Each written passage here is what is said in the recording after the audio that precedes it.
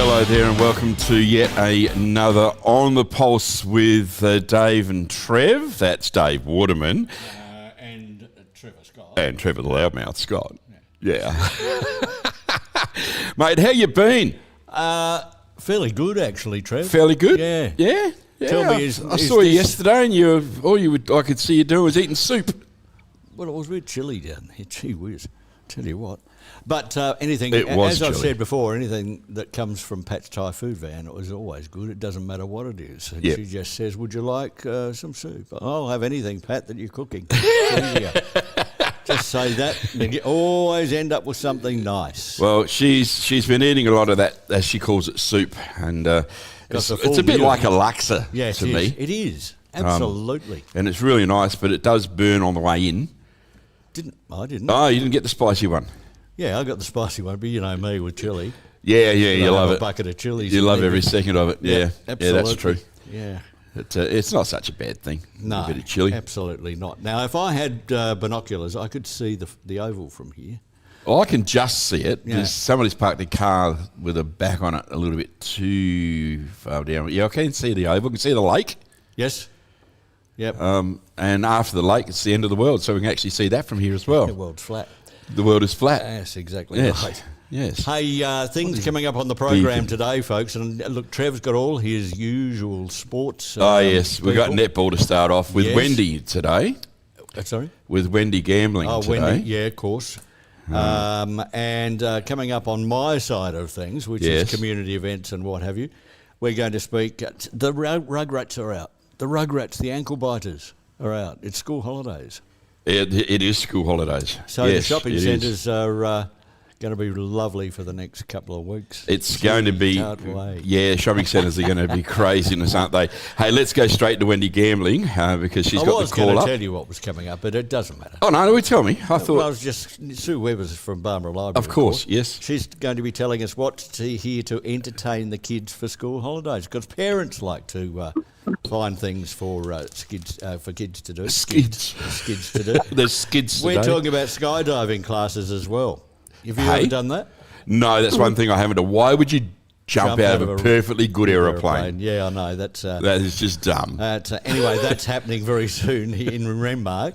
And we'll speak with Matt Teager probably about that. And we've also got at 11:45, the Rivergum College had Madagascar the musical on. Yeah, they've done that a It's couple of finished now. days during the week, didn't they? Yeah, Yeah. Yep. it's finished, but we're going to do a wrap-up of all that and just find out how it all went. So Yep. those things are coming up, and anything else we want to talk about, we can. Well, I'm going to try and... Well, we've got Dallas is going to chat to us Dallas about golf and bits and pieces. He's come in early, so he's sitting is. back there judging us and keeping an eye, make bated sure we're breath. honest, make sure we're not doing anything Would naughty. you buy a used car from us? Well, hey, I've been offered a job back at selling cars, I so know. there you go. I know I might even have to take it the way the pension doesn't pay you any money. Oh, gee. Goodness me. Wendy Gambling is on the line. How you doing, Wendy? Hey, good morning. Yes, it was a bit fresh this morning. Yes, well, it is a little bit breezy today and a little bit, well, it's not so breezy, it's a little bit cold, isn't it? It is a bit cold, and I think these little juniors out there playing early in the morning. I think it's cruel. I think it's cruel, but it builds character. It does feel. They don't feel it anyway, Wendy, do they? Really? Keep telling them to run fast, and they'll be right. Yeah, exactly right. I reckon it builds character, so they'll be okay. They will be, yes. All right, so now last night I didn't get out. It was just way, way too cold for me to be moving outside of the house last night. And besides, we'd had a busy day at Barbara, so I didn't go out. But I did see my selections went the right way. Yeah, well, I think most people would have got their tips right this week, I think. So. Yeah. Yeah, so anyway, as it comes up to the last, round of games, I think, there might be surprises along the way. I mean, we're up to round 11 next time. Not next week, there's no netball, but the following week being school holiday. So we're up to round 11 and we're only up to 15. So we're sort of 3/4 of the way already. Yeah, all right. So I didn't realise we were that far through the season. Yeah. It's amazing. It really is. So Loxton North were in battle in A1 against Berry over at the precinct in Loxton, and an interesting result there. No surprise, though. And no surprise, but unfortunately, North's been without several of their key players, and they're very skillful players, and so it was a really tough challenge for North from the start. But I would say I'd like to commend them. I wasn't at the game last night. I went to the other one. Yep. So Berry were dominant across the court. They just settled quickly, and it was good feed by Charlie Gates and Abby Fem. And Kendall McLean, she was just on target. She was outstanding with 85% of scoring 52 goals out of their total of 63. So she was really on the ball and put it in. It was very quick down court, doing lots of reoffering, and I think that balances off the opposition, because when they reoffer, they've got to work it out when to challenge it and when to defend it. But Loxton just could get a roll on. Berry were just everywhere, and players just moved around a bit, and they performed well. But Loxton North take nothing away, especially when they've got a lot of their team missing. They just could not get really going. They had lots of mid-court errors and couldn't penetrate the ball through. But nevertheless, it was a good win to Berry with 63 to Loxton North 51. Hallie Thomas in defence at goalkeeper valiantly tried to stop the play, but certainly Loxton North won, settled in their play, and Tash Leck for Berry. They were very quick, and Brooke Franks was another one that was dominant in the goal circle. Yes, yeah. She was very, once she's on, she's on. Yes, she is. Yep. Yeah, I think Berry's just a quick fit into the goalies, and as I said, Charlie Gates. And overall, Berry were in charge from start to finish, but Loxton North, they've gone a little bit quiet because they've had players missing either through injuries or unavailable, and that surprises me that they've sort of been struggling. They started strong, and now they met a little hole in the middle where they haven't got these players available, but just couldn't get the ball through to the goalies, and I guess that was a turning point. Yep, sounds like it, but maybe they're just resting a few and getting ready for the final round and heading towards the finals. Yeah, I think most of them work it out. It's only 5 in the A1 competition, so they've got to make 4, So yeah, fair enough. North was Tashlick and Brooke Petulay. She was valuable through the mid-court play, but overall, it was a good game. However, I went to the other game. You went to the other one, which was also a good game by the look of it. Oh, it was a real game from start to finish. Very physical. It was a nervous start by Barmer. Remark just started strong, but once Barmer settled, they just took charge. An equal score first quarter.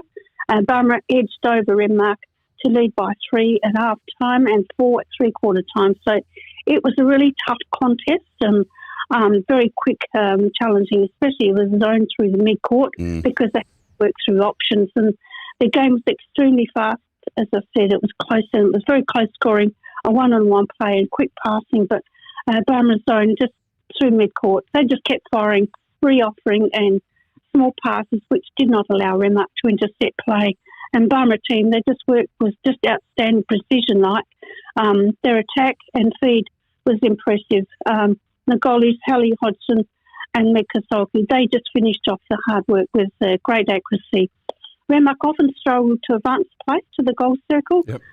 Barmer's defensive players, Gemma Kasolki and Kalisha Barnett, they just took interceptions and rebounds, but Barmer just kept their patience in the mid-court play and powered ahead and surged away in the last quarter to take a win. So they were certainly in control for most of the game. Rebecca, Remark's goal defender, she was very strong in passing, very tough defending and in the goal circle, backed up through mid-court. But and Sonia Malitsky just played her heart out, especially mid-court and racing back into the goal circle. But Barmer just kept putting the shots in, and so it was a really tough game, but nevertheless a very good game to go out there in the cold and have Absolutely. a look at it. Yeah, it would have been a great game to see. Sorry I didn't see it, but certainly there's a couple of names there that stood out for Barmer. Yeah, Barmer were 54 to Remark's 42. It was that last quarter burst, they just absolutely fired away and left Remark, and it may have worn Remark down a little bit, I think. Barmer's Bess, Hallie Hodgson and Kalisha Barnett, and I could name probably 7 best players on the court. Yep. Everyone played a part, and I thought it was just absolutely impressive performance by Barbara. Remarks best, Rebecca Allchurch and Sonia Malinsky. Yep. The A2 scores, Wakely Yes. Oh. 2 to Loxton 39, another close game. Nicole Afford and Tori Vermard, but I don't have the Loxton best players, unfortunately. A2, Berry 56 to Loxton or 48. Berry's best, Laura Glosser and Clara Reid. And for North, Maddie Monaghan and Saskia Gibbs. The other A2 game, Barmera 50 to Remark 30. Yep. Lauren Bowers and Sheridan Bonney. And for Remark, Imogen Niley and Kira Schumann.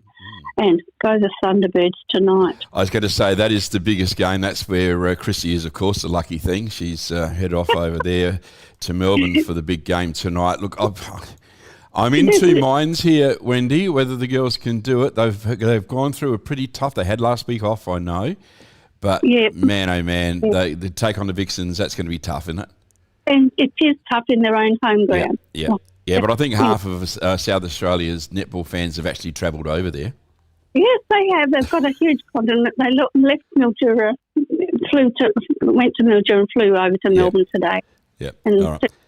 a lot of members have gone over. Yeah, and I also realised I learned the other day that Loxton are actually having a big screen up at the courts tonight so that people can go and watch. And I think there's another one of the netball teams doing the same. It might be Barmera or Renmark. Somebody's doing it as well so that people can pop along and watch the game. So that's a good thing to do. Yeah, it's awesome. So the Thunderbirds are go, and hopefully they'll come back with another premiership.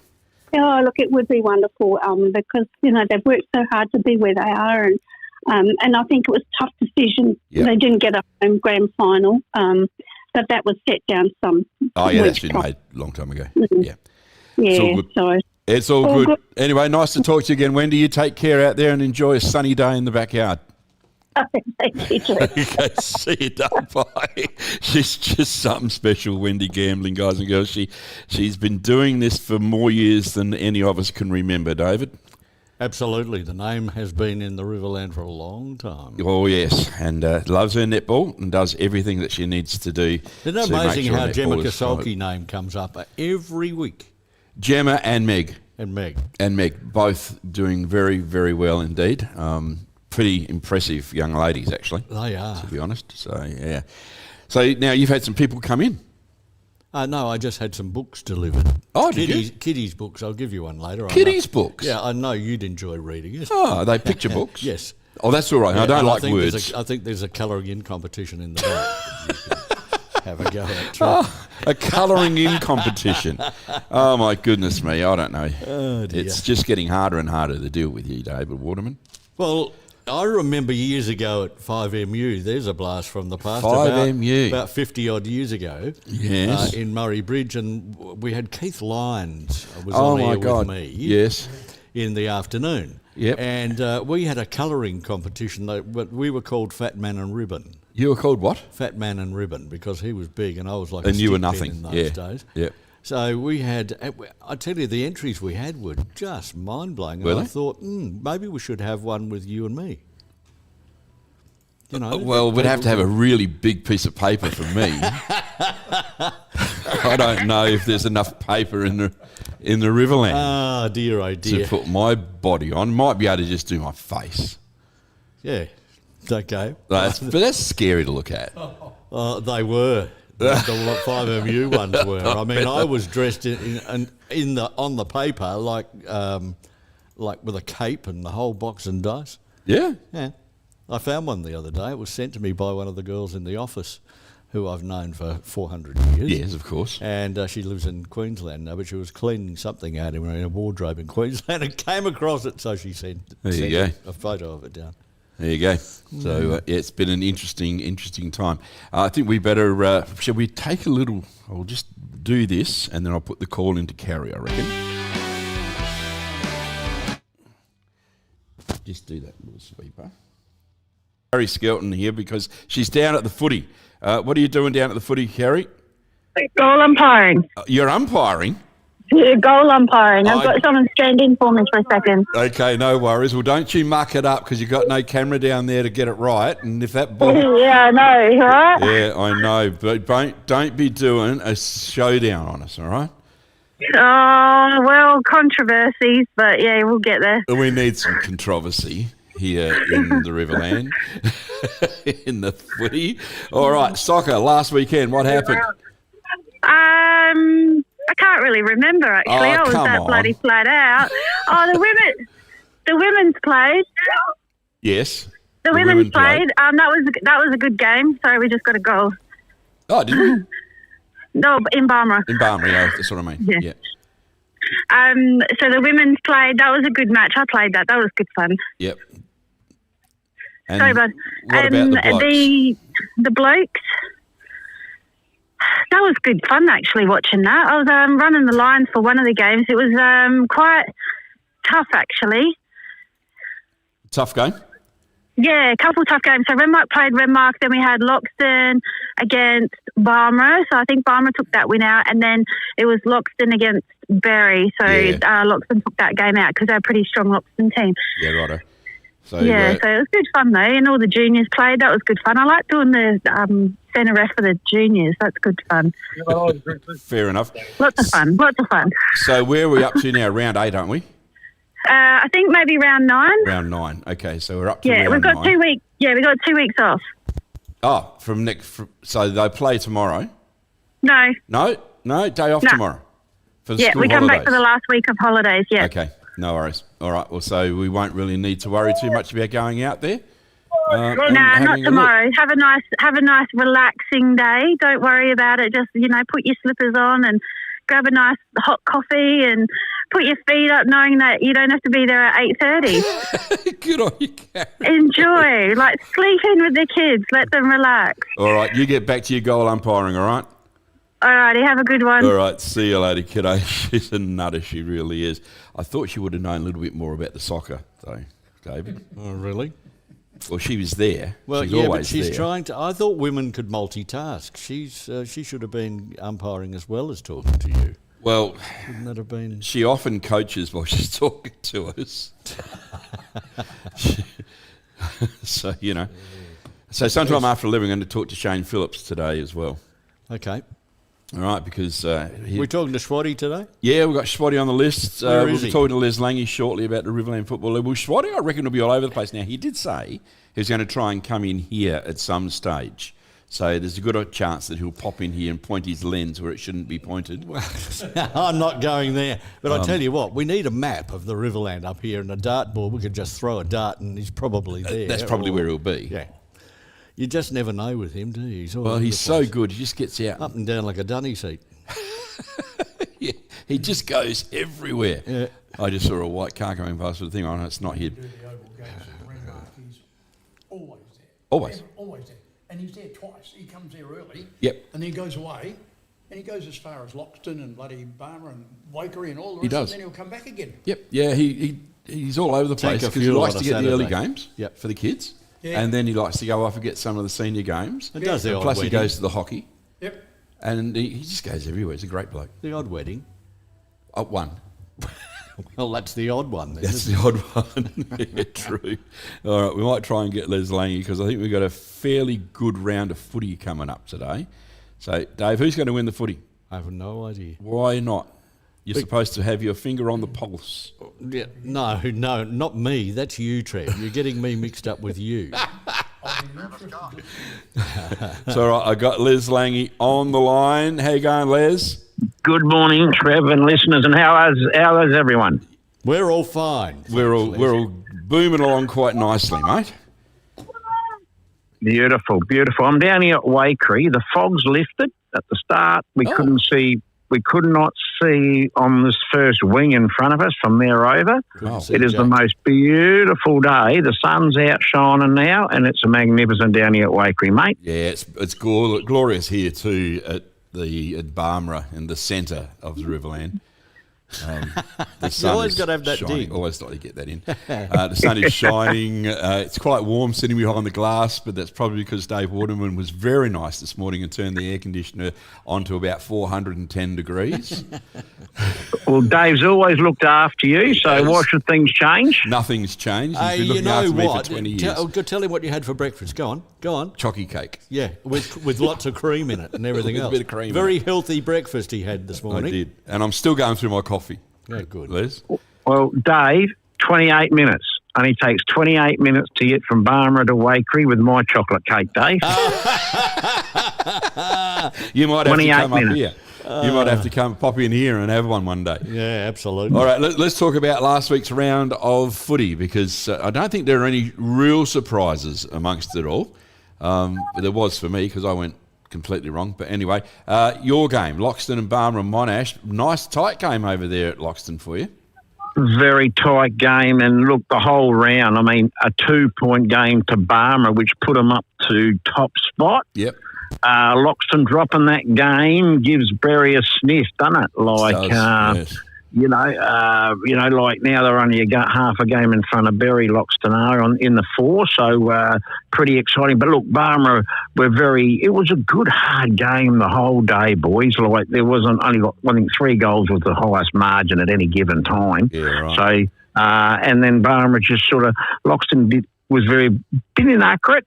But what a gripping game to watch, and it just goes to show, like we keep saying, guys, how close this competition is. Yeah, very close indeed. So it was a 2-point win to Barmera Monash, seeing how we're sitting in Barmera, yay. 12-6-78 to 11-10-76.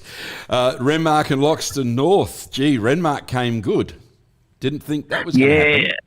No, especially at Panther Park, and the North boys have been going really well, and it's about time that Renmark hit their straps, and that's a good win out at Panther Park. It really is. It's very difficult to win out there, and good win by the Renmark. Was it at Renmark? Of course, sorry. It was up at Renmark. Correct. Yeah. Sorry, my mistake. Yeah, so it's a good win by the Rovers, and it keeps them in touch with the 4th, Trev. They are in touch now. Yep. They just need to win a few more. And, well, this was the upset of the day, but it made me smile, and I was happy I got this selection wrong. Berry were able to get a 2-point win over Wakery. Yeah, and a very good win by Berry. I've rated them all year, Trev, and it's an important win. It keeps them definitely not just in touch with the 4, it keeps them in touch with top spot still, because the team's only got to win 3 on the trot, Trev, and you can jump from 5th to top or go from top to 5th. So that's the exciting thing that we've got at the moment. And sadly, I honestly didn't think they could win last week. So a 2-point win at the tail end of the game. Well done to Berry. The Demons are up and about, aren't they?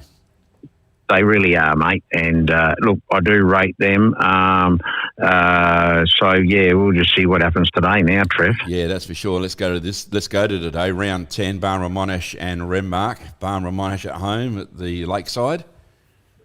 Yeah, look, I'm going to lean towards Barmera. Barmera are very steady all day last week, and they're not sitting on top as a fluke. They're playing really. They had a very slow start to the season. Mm-hmm. Since round 3, they've done just about everything right, and they're just starting to get things together and start chilling now, Trev. Yeah, they are starting to work it out. I'm just trying to remember where I went with it, but I'm pretty sure I went the way of Barmera Monash. Yes, I did. I went Barmera Monash for this one, so we'll have to agree there. Wakery and Loxton. Now, we're down at Wakery, beautiful day. At the moment, it's a lovely day. Wakery do have a premiership reunion here.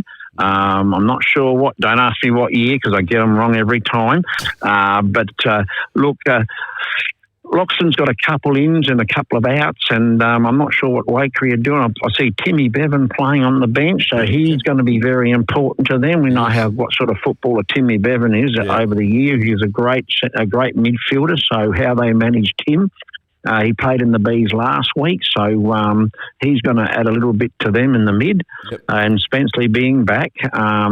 from last week and on. I mean, he goes in there as well. At home, you'd really have to pick Wakery at home. The Tigers have been very inaccurate, and I don't think they've had a very good last 6 or 7 weeks. They've only won a couple of games. So, look, their actual winning form is a bit too...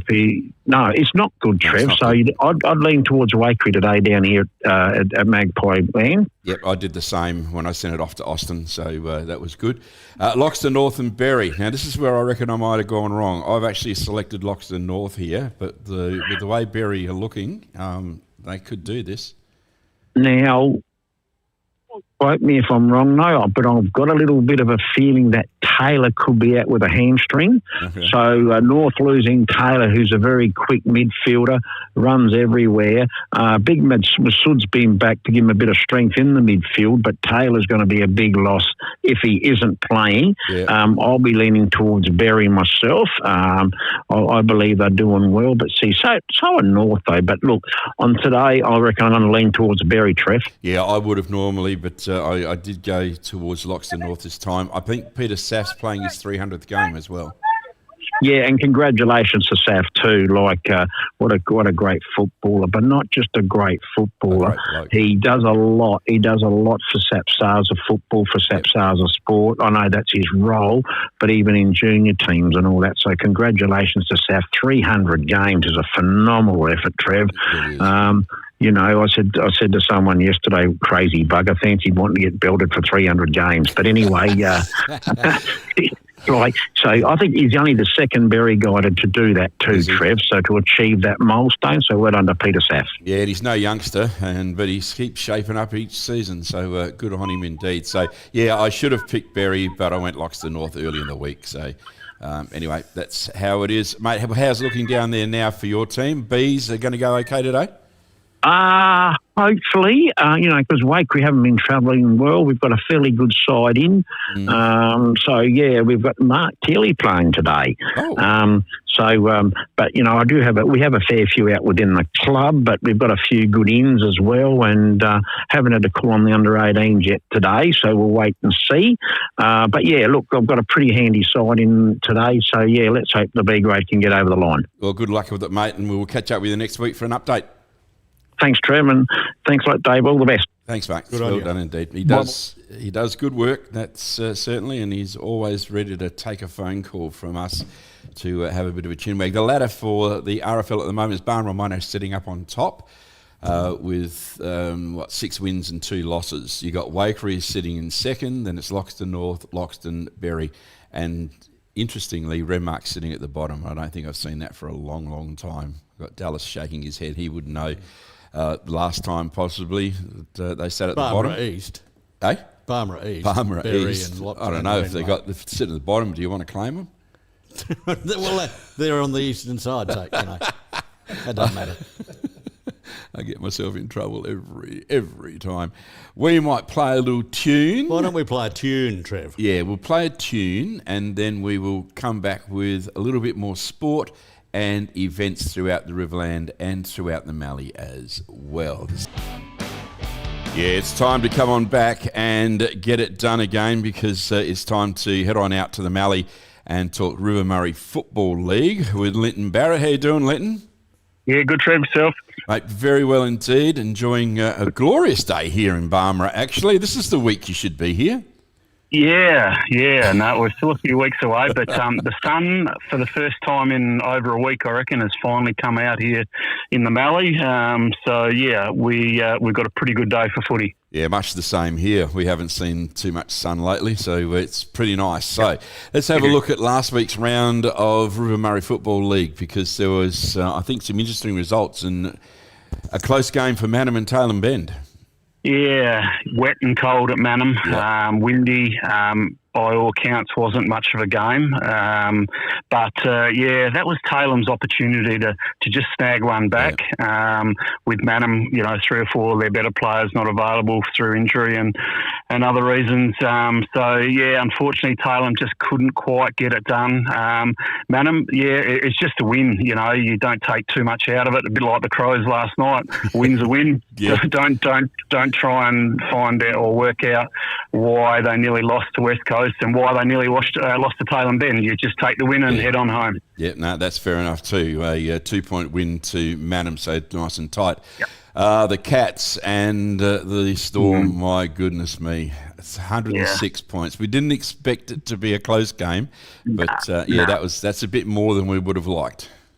Absolutely, yeah. We talk about trying to close the gap. Yeah. They're probably never going to win the game, but the gap had to be a lot smaller than over 100 points. And unfortunately, the Storm not travelling that well with injuries at the moment. I think we'll touch on this week's game, but I think 6 or 7 of their first choice players not available for this week, but last week had injuries before the game and during.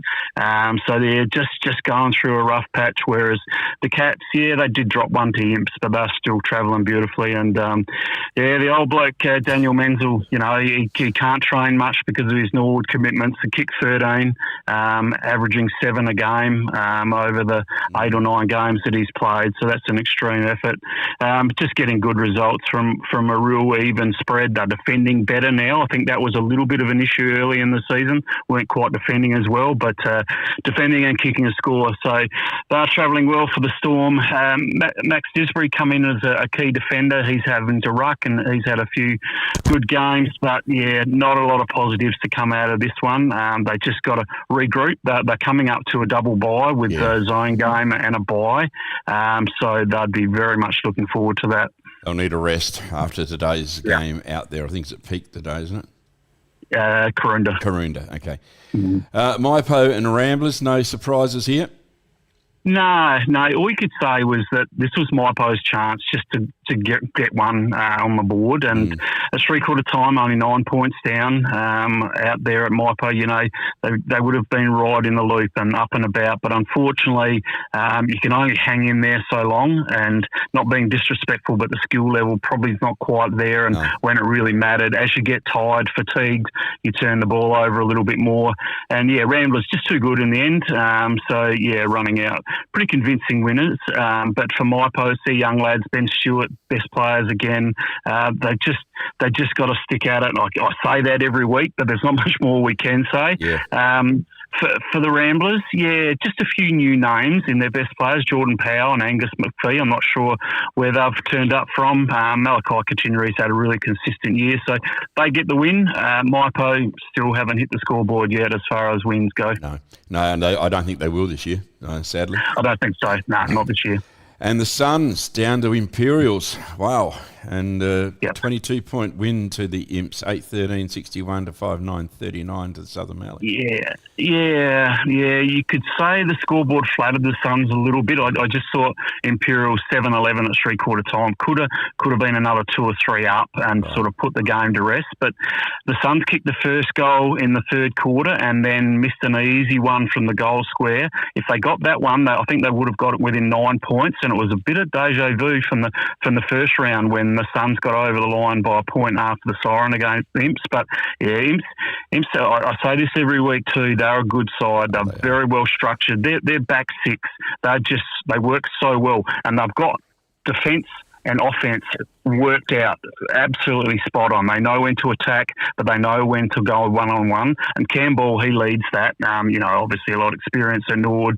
I think he's having a cracking year, along with Brodie Carroll. He sort of provides that run and carry. Sean Sandblich, I reckon he's one of the best ball users in the league. So they are the real deal. Probably didn't win by as much as they would have hoped, but a win's a win again. Southern Mallee, Chester Forces had a great last month. He's a quality player. Ryan Werfel continues his good forward. And Joe Howard came in as a sort of a small defender, playing a different role, sort of either on ball or maybe as a defensive forward. And I thought he was really good.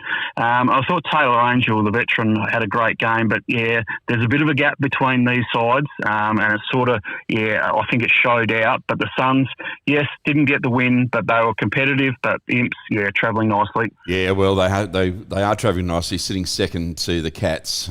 They've certainly got what it takes to take the Cats on later in the year. All right, let's have a look at this round. Round 12 it is, and I think the Storm are in trouble again.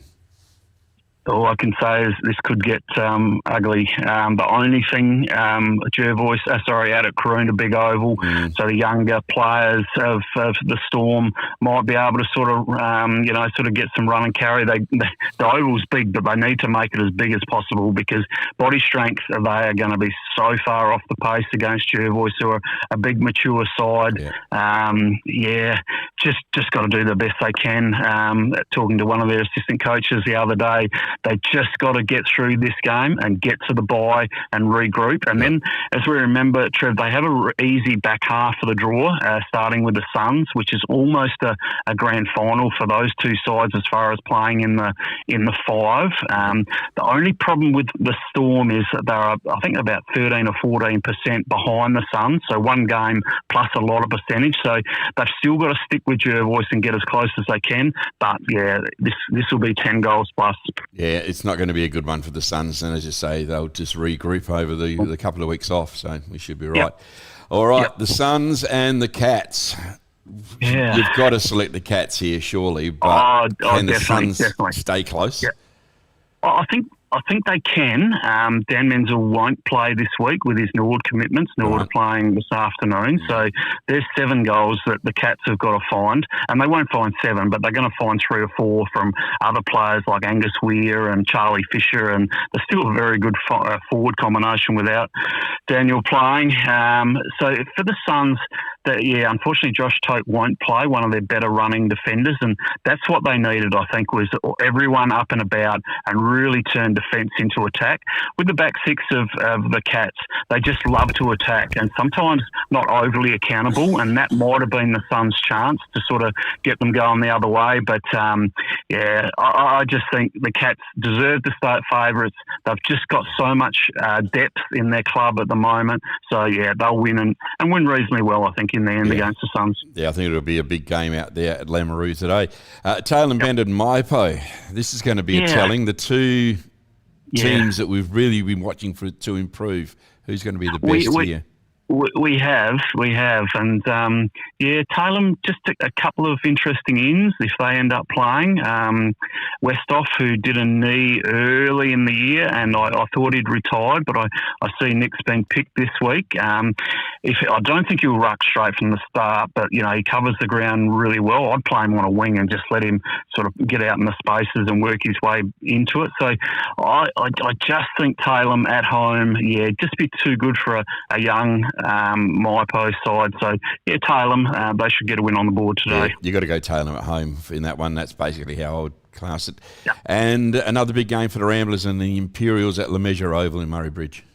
Yeah, Battle of the Bridge, and we always try and build this game up. But Imperials, they're quite a very well organised outfit, as I say quite often. But I think you can have a 7 or 8 stars, but if they don't play to the team rules, you get nowhere near the effect that you should. Whereas if you've got sort of 6 or 7 blokes who just play a beautiful team role, as Dylan Shencher does, and these blokes that have come into the league side this year, just makes you such a better side. So Will Crane and Brodie Carroll, I don't think they'll play today, but Ramblers still haven't got the firepower to kick a winning score against the Imps. So Imps should get it done against Ramblers today. 100%. So I think we've pretty much agreed all the way through this time around, Lyndon. That's good. That is good. We're on the right page, mate. Thanks for your time. Good luck today at Lameroo, and look, enjoy the sun. It's going to make your crops grow, but it's going to grow the weeds as well. Yeah. Well, I think we're on top of the weeds. It'd just be nice to get out and get some urea out into the paddocks while the ground's so wet. And I think we'll see a bit of sun this week, which will be good. Yeah, it's going to be fantastic. We'll talk to you next week, my friend. Take care. Cheers, mate. Thanks. Good guy indeed, Linton Barrett from out at Lameroo, and just keeping that connection with the Mallee, because we lost that connection when they changed the footy, and Stupid here is just trying to keep that connection going. David? I'm glad you pointed to yourself when you said that. Stupid here. Pity we didn't have the a shame that camera's died, not isn't on it? You, really? It's cold again now. We might have to try and have another go at it. Oh no, it's turned itself off. Well, it doesn't like it. I'll go through my drawers. I don't want to know about your drawers. I left that line open for you, and you came in straight away. I'll go through I reckon I've got 40 old mobiles somewhere. You probably have. I've got camera. The trouble is, I don't buy a new phone until it gets a cracked screen. Oh, really? So And if you've had enough of it, you drive over it with a car. well, no, actually, So I the pat doesn't get snooty because you're buying a new phone. no. And what happens is I don't actually get it until the screen's cracked, and so all the old phones I've got at home have all got broken screens. Well, you better do, as I mentioned to you once before, a friend of mine's got a mobile, and he just joins them all together and hangs them from the roof. Yes. And there are all these old mobile phones from the 51 Nokias and 310 Nokias, and they just hang in the kitchen.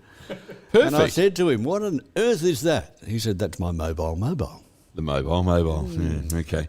All right, now, where are we supposed to be going? We're supposed to be going out to Mark Worsfold, but Dallas, do you want to have a chat, or are you happy sitting there? Whatever suits you.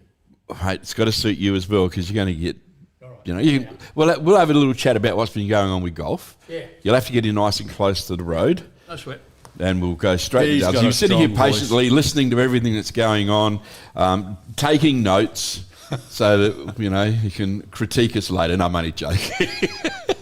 It is we good to have pass the Dallas in, though, isn't exam? it? It's always good to have Dallas in. Absolutely. I like anybody that walks in Dallas. It could be the parking inspector next, although we don't see them from one year to the What next. parking inspector? Exactly Yeah. right. Yeah. Anyway, Dallas, what's been going on with golf? I know you've been a bit busy. You sent me an email and everything, but I got everything else up, so I can't Dallas, see it. how many holes in one have you had this week? Oh, easiest question. Mate, I'm almost 83. I've been playing golf for 25 years, and I've never even got bloody close. Really? Oh, really? Never. Well, I tell a whiz. lie. I played a social game with my son one day when he came up from Adelaide, and I said to him, mate, if ever I'm going to have a hole on one, it's going to be this hole. And I went whack and hit the flag and finished up about 2 inches away from the hole. Oh, no. Oh, no. And he said, Jesus, Dad, I didn't know you were that good. And I said, neither did I.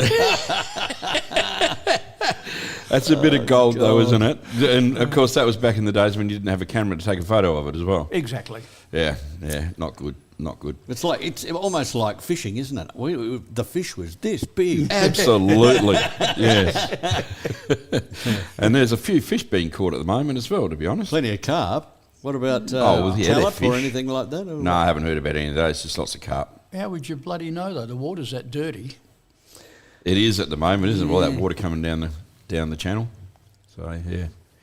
Lake's all right, though. Yeah. Yeah. Lake's good. Looks good from here. Yeah, absolutely. Good for tourism. It certainly is. So you had round 5 of the Riverland Veterans Golf. Exactly. And, conditions were a bit cold, but I guess you have to expect that during the winter time, Trevor. Yep.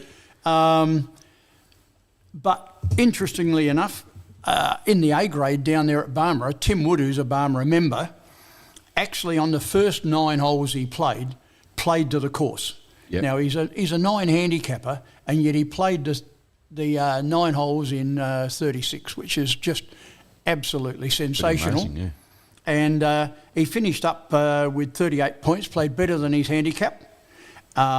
Steve Kiddo from Berry was a runner-up with 36, so Right. well done for Steve. Yeah, good on you, Steve. Down in the B grade, we had a new member. He's only been with us, I think, 3 rounds now, is Dennis Fisher from Loxton.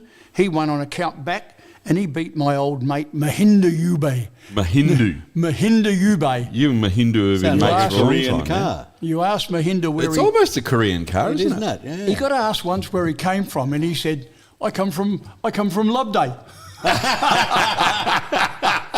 That's a bit of gold. And down in the C grade, Adrian Hughes, the C grade boys found it a bit hard. Adrian Yep. Hughes with 30 points, and he knocked off an old fart by the name of me. So that was it. But interestingly enough, the ladies excelled, and Di Ramsey from Berry had 41 points. I think I should have sent somebody out to actually swab her. So it's not just golf. No, there's more fun in it than just golf, I can tell you. And Meredith Williams from Barmera, She's gorgeous. her course, 35 points. Meredith is going to be the new president of Riverland Veterans Golf next year. Is that Oh, right? truly? Yeah, I've had 14 Good luck. years I to was gonna say, Riverland. what's the matter She's with you? gorgeous. And no, it's, you've got to hand over. these things. Yeah, you do. You got to I'm let going go to at stay some on the stage. committee, but it's good. It's going to be good to have a new voice, and Meredith's just fantastic. Yeah. So Isn't she? And But- I see her in the supermarket quite often. It takes Yep. half an hour to get out. Oh, really? Yeah, Meredith And how likes many- likes to chat. wag. and how many new jokes do you get told? Yeah, well, there is that. Yes. You get that? Coming up, Trevor. Yes. And it's amazing, there's no run on the fairways because of the water that we've had. It's been as cold as charity. Yep. And yet this time of the year, you've got the Loxton Open on the 25th, 26th of July, booked out. You've got the Berry Open, the 22nd, 23rd of August, booked out. But you can understand why. You've got the Swan Reach Open on Sunday the 12th of July, and if you get in quick, you can probably play down there. But that course was designed by a masochist, honestly. And to play down there, you've got to have a sense of humour, I tell you now. Do you really? But Sunday the 12th of July, anybody who really wants to have a crack and a bit of fun, Swan Reach Open, I thoroughly recommend it. Yeah. Now, I did say to you the other day, I wanted to just diverse a little bit. Yes. I wanted to talk about the ladies in the Riverland and their golf, because it's amazing. We haven't got an enormous number of lady members on any one particular course. And yet, at Murray Downs 2 weeks ago, where they had 250 players from 25 clubs, the Berry ladies turned up, 3 groups of 4, Cool. and all finished up in the top half. Did they really? At Murray Downs. Now, Murray Downs, as you know, an absolutely beautiful course over there near Swan Reach. Yep. But not an easy course to play. Yeah. And the 3 ladies groups all excelled. There you go. So we go then to the 21st and 23rd of July. We're not very far away. Is the State Golf Australia Country Championships for ladies. For women. Okay. Yep. 250 players playing. 250 players. The A-grade ladies are playing at Mount Gambier, the gold. The silver ladies are playing at Balaclava. Right. And the also ran bronze are playing at Wallaroo. Well, spread it around a bit. 250 players playing in the South Australian Country Championships for ladies. That's pretty amazing, isn't it? Okay. And not a tree has been cut down. Not unless you go to Berry. 30. Oh, yeah, one had to be cut down because it was very healthy. Bummer East. No, it's because I hit it all the time. 31st of July, Swan Reach Ladies. Now, Swan Reach Ladies Open. Now, Swan Reach Ladies, I reckon they've only got 3 or 4 ladies down there that are members, and yet the ladies from Mannum, the ladies from the Riverland are all going down there for the Swan Reach Ladies Open on the 31st of July. You're going to be full. Absolutely fantastic. And then 17th, 18th, 19th of August is the Ladies Sand Greens Championships. Now, you know what sand greens are? No, absolutely. Well, obviously, no you've grass. You've got no idea, have you, Trevor? none at I all. shouldn't have even asked that No, question. you should have. You look dumb. The Sand Green Championships are where You see how I get treated? the greens are actually oiled sand. Yeah. They're not greens. That's what I said. There's no greens, no grass. They're oiled sand. Bit like the old How can Fanny they get Bay. away with that, though? I mean, you're not Bit allowed like to put Fanny Bay, oil remember? down. Yeah, but Fanny Bay Racecourse was an oiled. No. Well, what oil you do track. is you Sump when oil? You, when you sump oil, and when you get onto the green or onto the sand, Yeah. you actually get a rake and you scrape the sand. Yeah. And then you hit through your scrape towards the hole. I've only ever played sand greens once. Absolutely loved it down at Ardrossan. Well, you could make a little channel for the ball to follow. Well, you can, but then you've got to hit the absolute buggery out the ball because it's not real quick. Oh, okay. So, really, when you're aiming, if you haven't played before and you're on one side of the green, you've got to try and get your ball basically to the other side of the green before it gets to the hole at the halfway mark. Yeah, okay. Gee. All right. It's good fun. And Totally different game. 17th, 18th, 19th of August, Yep. down there at Crystal Brook. Ladies again. So the ladies from the Riverland are really travelling because I'm telling you, they're going to Crystal Brook, they're going to Swan Reach, they're going to the state championships, Yep. and depending on their grade, they'll go either to Mount Gambier, Balaclava or Wallaroo.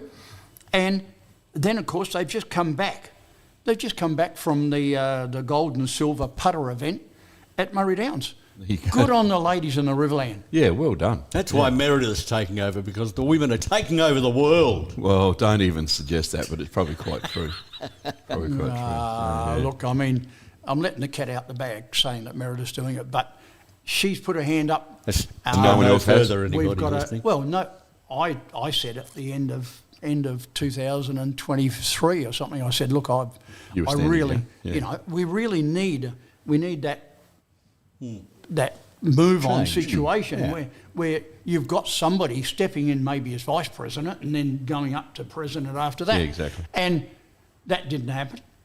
So at the end of last year, I said, no, next year's my last one. So Meredith come along and said, okay, I'll put my hand up. Well, Dallas, you've got to travel and look after kids sometimes in Adelaide and all sorts of stuff. So, it's time for you to have a bit of a break. Just had another great-grandchild and, I've got to spend a bit more time down in Adelaide. But, no, look, seriously, I can always fit the golf in. Don't worry about that. Of course. You ask the kids, they'll tell you. I'll tell you.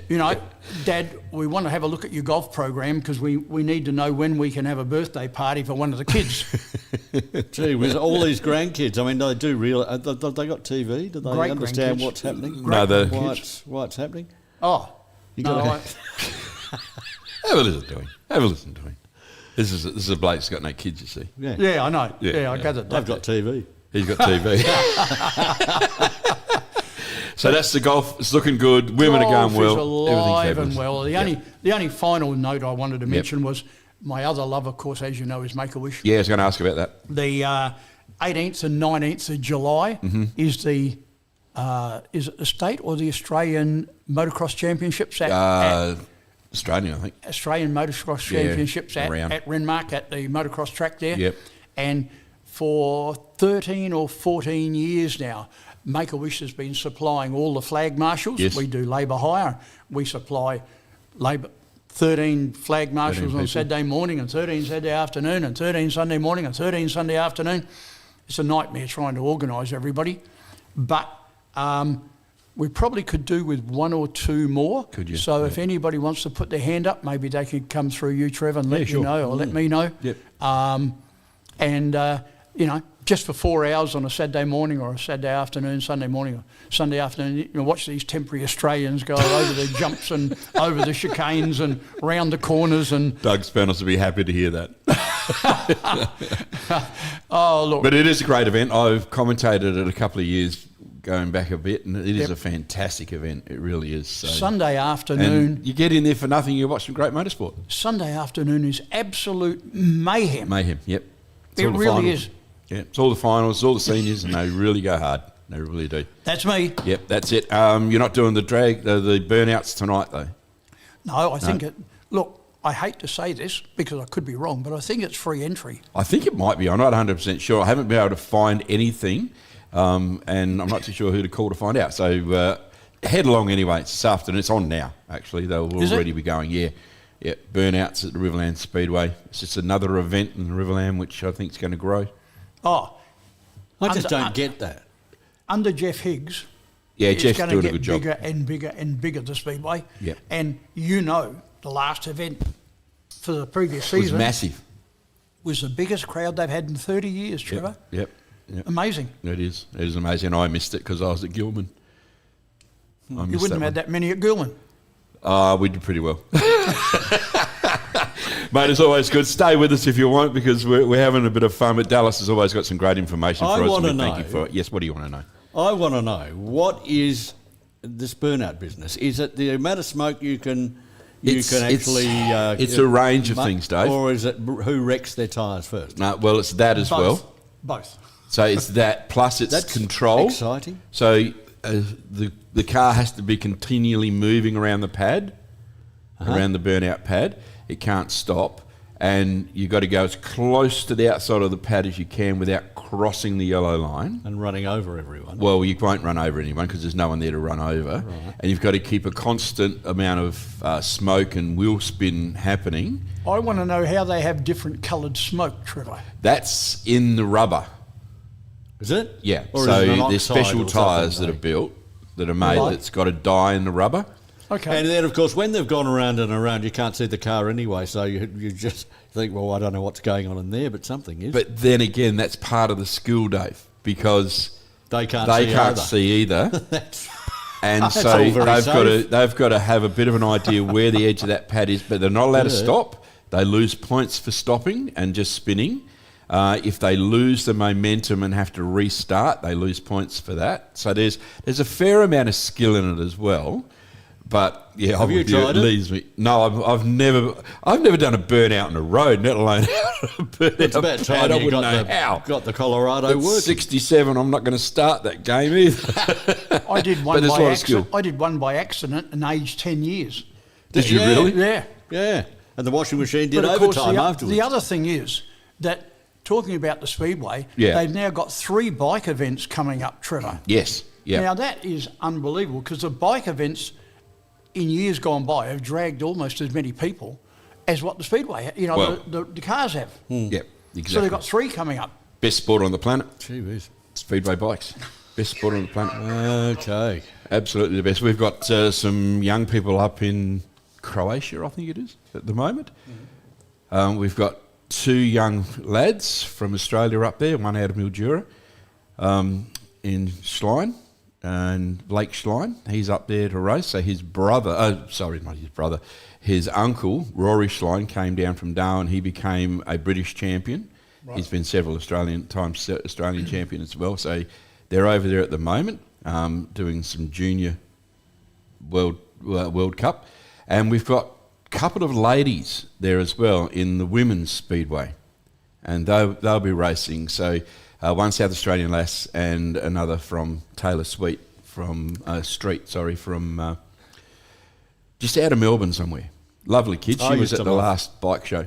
I used to love Rolly Park. Oh, well, that's what the... Well, we're showing our age now, aren't we? Yeah, we are. Yeah, but it was a good track, and it was good fun to get down there and get filthy. Yep. Yeah, it was. It's really good to see these young people going up into Europe and going very well with speedway. And this is solos, and they're outstandingly good. Yeah. We got Mark Worsfold, who was there and dropped out, and so we'll try him again. We're going to talk to Mark about the footy out of the Murray Valley Football Netball League before we get into some stuff that Dave's organised and Schwaddy as well. Of course, yes, we're going down to the Barmera Library. You're going to go to the library if they've got any Library, books? I said that time. No, it looks like the phones are playing up once Can't we talk again. to his answering machine? We might ring Shane Phillips because Why don't you? I cannot get. Folks, this is what happens Mark. when, as at right now, we're coming to you live on the Pulse. Good. Hang on, we'll just do this. Barmera Good Visitor morning, Centre. Shane Phillips. How you doing? I'm excellent. And yourself in your new hobby career. Mate, we're podcasting our lives away here. But with everyone, so you could be the next Carl Stepanovic. Oh, I don't think so. Oh, God. No, I don't think so. He's much better looking and much younger than I am. And I suspect much wealthier. A lot wealthier, yes. He's about to get a little bit more wealthy from what I read the other day. I don't know. But, these people always land on their feet, don't they? You get a bit enough of a profile, there'll always be someone willing to back you for controversy. Yes, always. Yeah. Anyway, let's leave that one alone for a moment because you've been missing in action for a while and we've had a bit of a change. But I want to continue on with our journey with your chats about what's going on the land and what BioCentral laboratories have been doing. And there's a little bit been going on lately. And I thought today would be ideal if we could get a feeling from you as to what's likely to happen with all the rain and the cold that we've been having. Well, it's actually, while people are thinking it has been cold, it actually is nowhere near as cold as normal. So it's a really mild year. We've had a couple of cold days. Yeah. But we're a lot milder, probably the mildest since I was looking at records over the last 26 years. Oh, right, okay. Yeah, so sometimes you think it's cold, but when you go back and check things historically, it's not that cold at all. Well, I got to tell you, it's cold for me. I could not get out of the sack today. It was so cold. Well, last Friday, a week ago, Yeah. they had a CWRDC and Mallee Sustainable Farming had a thing at Loxton, so I wandered along to that. Yeah. I thought I was going to get frostbite by the time I arrived. Yeah. It was that cold. I only got to 8 for the whole day. Yeah, I know. It was the same here. We were where was I? We were at Berry, and it only got to 8 all day.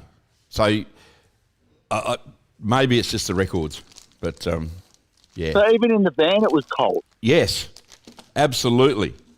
Even with the gas burning. The gas burning, all the food being cooked. I thought you would at least been warm in there. No, not really. Not up my end, because you got to have the window open. See, it's all right at Pat's end where the cooking happens, but up my end, it's the serving end, and the big window's open, and the wind comes in, and the rain comes in. Everything comes in. So that would have been fun for you. We had a good day. There's no, it's been good. It's been a pretty good week actually.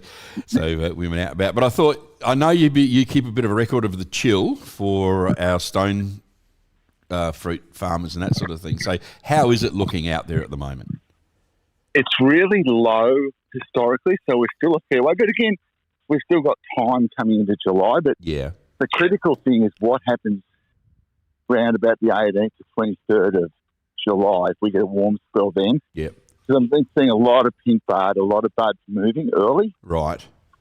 Saw some flowers which I never expected to see this early. So I think all the rain we've had, it means that plants will wake up in a hurry if we get warm weather. The ground's that wet, full of water, they're defoliated, and nature's telling them time to wake up when they're not quite ready to wake up. Yes. So yep. we want really cold conditions now for the next 4 or 5 weeks at least. Well, the weeds are waking up pretty well. Oh my goodness. It is that green and lush everywhere, which is spectacular. It looks good, but when you see what it is that's green, you don't want to know about it. Oh, well, not if you're mowing lawns, and there's a few, and some of the weeds are getting away. Unbelievable. They are, yeah. It's getting a little bit out of control. But anyway, that's what happens this time of the year. So what are you up to at BioCentral? You got any smelly stuff happening, the good stuff that I like to hear about? Well, we are.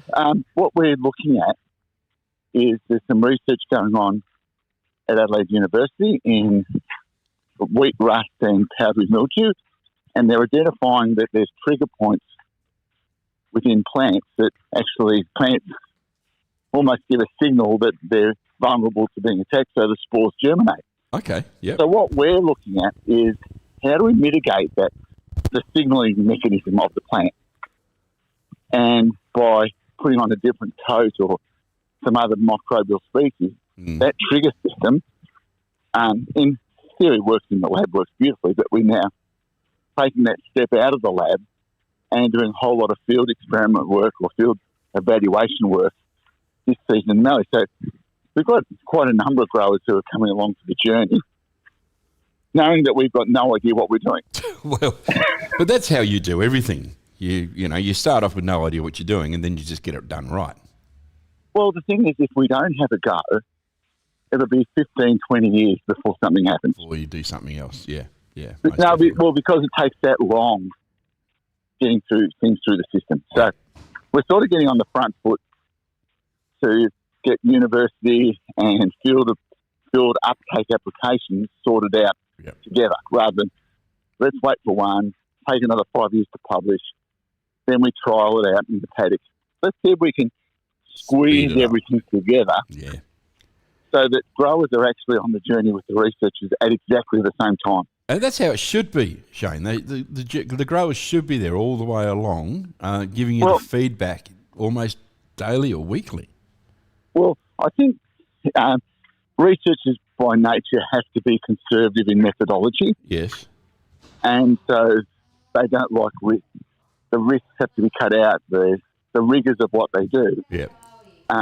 Which means sometimes really good work can take a lot longer to get out in the field than it does. Yeah. So we're just looking at a different approach to see if we alter this by getting people involved early. And we'll learn a lot more because then we don't have to go through all the processes. Oh, can it mix with this? Will it be stable with that? Yep. We're learning those things now. Yeah, no, that's great. It really is good. It's a good way to move forward. Anything else going on with BioCentral at the moment? What's the product that people should be using, or is it just sit back and wait now? Well, I suppose at the moment, because it's middle of winter, there's not much to do. other than, well, no, because we're waiting for things to happen and where the season's going to run. Yep. So a lot of for us is keeping our trial work going now, which has been really busy, and we've been sort of also getting people asking us now, how do I make this, or what can we do to make that? So that's been really, really good. People have been buying imported products and now asking, can we actually make them in Australia? Good. Which is really good. Which That is really fantastic. good that people are looking at saying, oh, I'd rather get stuff made here. Yep. And inevitably now with cost of shipping, it can be cheaper to be made here. Absolutely. And So- we've got all these problems with shipping at the moment as well. So, yeah, let's make it So here. I think it's a really positive thing Yeah, that it this is. change is happening because people are now really seriously considering how we do things, what's the chemistry behind stuff. Yep. So that's good. Yep. No, it's fantastic, mate. And you're still out there and doing it. Now, what's going to happen with the footy today? Well, I tell you what, for local footy, Mm. haven't Berry got a wet sail behind them at the moment. Mate, good on them too. Oh, They're likely to win today as well, you know. oh, well, knocking off Wakery and then Loxton the week before, Yeah. they've got some scalps under their belt and they're playing good football. Yeah, they are. So that is great. Great credit to the committee and the coach down there for turning around what was struggling. And, you know, no one's just arguing that's not a bad thing, but they've done good. some hard years and it's good to see the rewards coming their way. That's for sure. Mate, always good to catch up. Hopefully you'll get some more cold because you obviously think that the stone growers need some more chill. Excellent. Okay, good to chat, Trev. You too, mate. Take care of yourself. Shane Phillips from Bio Central there, and he's been a part of my program for more years than most people would realise, and he's a great guy, Dave Waterman. He really is. Yeah, sounds like it, and very knowledgeable. Mate, some of the stuff he does, like he was doing some experiments with some sort of a bug that was just smelling out the offices of the girls down in Adelaide. It was just shocking. But anyway, mould and all that sort of stuff. He's a very, very clever guy. And they come up with some really good stuff. Now, you need to... Maybe you could do something with durian. Durian? Durian. Look, everybody Remember, I took one complains of those about durian. Yeah, I know. I took one into the studio one day. Up Oh, in don't do Darwin, that. In Darwin, and I was ordered never to do it again. Yeah.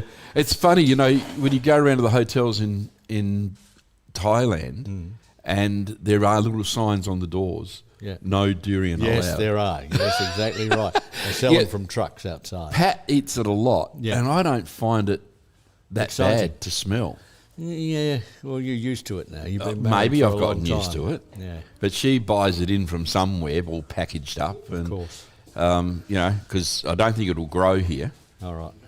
I think we be should honest. have a short break and then we'll come back with Sue Webber, hopefully. Sue Webber will be at the library doing what Sue Webber does, and I'm not too sure sometimes what that is, but she's the always busy. She is the boss, yes. She's the boss. Yep, she knows what's going on when it comes to libraries and things. Still to come today, we're going to talk about the kiddies who've been on the stage. Yes, we are. That's River Government Madagascar? College, Madagascar, the musical. We're speaking about skydiving and, of course, Sue Webber. will Oh, be joining us. skydiving, goodness me. I don't know about that. Bungee jumping was enough for me. Bungee jumping, I haven't tried that Did either. that in Darwin Harbour. Yeah, I didn't do that. No, I didn't do that. I didn't at have a strong enough spring. all. On that note, we'll be back in a minute. My sanity about to break while everyone I know's out. On a trip, on a boat, on a lake. I'm tired of feeling all Fish FOMO, gold pin. babe. I don't even care if we stay home. Put our to-do list on ice. Crank the AC to 79 and make a little island right here. And there ain't a palm tree in sight, but there's not a cloud in your blue eyes. If we need a drink, I'll be the bartender. I got a fifth of Patron and a blender, baby. Slipping on a swimsuit is overrated. We don't need a beach to get a half naked. Life's too short, let's not waste it. Cause paradise is wherever we make it. Paradise is wherever we make it. Till the sun's up Monday. We'll tell our phones, do not disturb. I got my straw hat, babe. And you can finally pull the tags on your Tommy Bahama shirt. Blue crush up on the 85-inch sound machine. When we wanna hear the ocean, I think everything we need is right here. And there ain't a palm tree in sight, but there's not a cloud in your blue eyes. If we need a drink, I'll be the bartender. I got a fifth of Patron and a blender. Baby, slipping on a swimsuit is overrated. We don't need a beach to get a half naked. Life's too short, let's not waste it. Cause paradise is wherever we make it. Paradise is wherever we make it. Oh, this view of you, it's got everything I need. Yeah, the rooms, they're cheap. And if we don't want to, we don't ever, ever, ever have to leave. Yeah, there might not be a palm tree in sight, but there's not a cloud in your blue eyes. If we need a drink, I'll be the bartender. I got a fifth of Patron and a blender. Baby, slipping on a swimsuit is overrated. We don't need a beach to get a half naked. Life's too short, let's not waste it. Cause paradise is wherever we make it. Paradise is wherever we make it. Paradise is wherever we make it.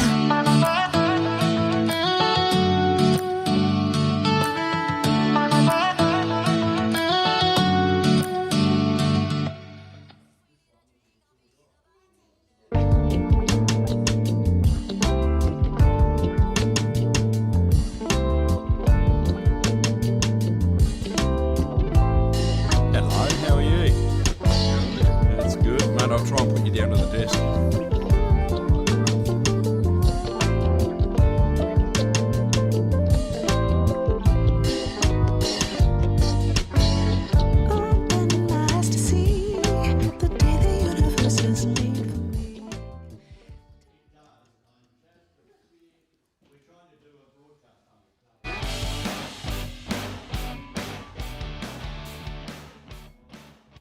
Well, we are back. Dave Waterman is out working hard at the moment, which is nice to see him actually doing some work. But Grant Schwarzkopf joins us. How you doing, buddy? I'm good, Trevor. How are you today? Mate, doing all right. The sun is shining. Have a look at that. No, I'm down at Waikerie and we got clouds. Oh, okay. Well, it's sunny here, my friend. It was foggy as this morning for the under-13s. Right. No kidding. I could hardly take a photo across the ground. I couldn't even see the scoreboard. Well, that's what Les reported earlier. He said they couldn't see across the ground. So there you go. It was unbelievable, yeah. So I've got a few foggy photos, and now then the sun did come out for the 15s, and now the 18s have just started, and it's clouding over. Oh, no. Okay. All right. Oh, well, that's life. It is winter after all. A little bit of everything, yep. Yeah. But for the first time for a few weeks, no rain on a Saturday. And that is nice, to be honest. I think the Paringa Oval must have got a little bit too chopped up, and they've moved it to the Lirrup Oval this weekend. Yes, I've been watching it all week. You can see the water laying across the top of the oval. Right. Probably half of the oval has been covered with water. Yep. Sitting on top, it's just that saturated. Yeah, right. It's not going to drain away. So, they've transferred that to Lirrup, which is, I think, a good move, especially as they've got the grand final at Paringa this year too. They want a nice ground for the grand final. Yeah, exactly. Yeah, looking at wreck that ground. So I've been trying to put the call into Mark Westfold, but I think Telstra are mucking around with phones again. So Wonka had a big win last weekend. Did you see that? 104-point win over Remco. Yes, Remco really struggling, aren't they? They really are struggling. I'm actually down at Waikerie. I'm sort of thinking maybe for the B before the hay grade, I might even duck out there and see what's going on. I think they're playing Murrayville today, Ramco.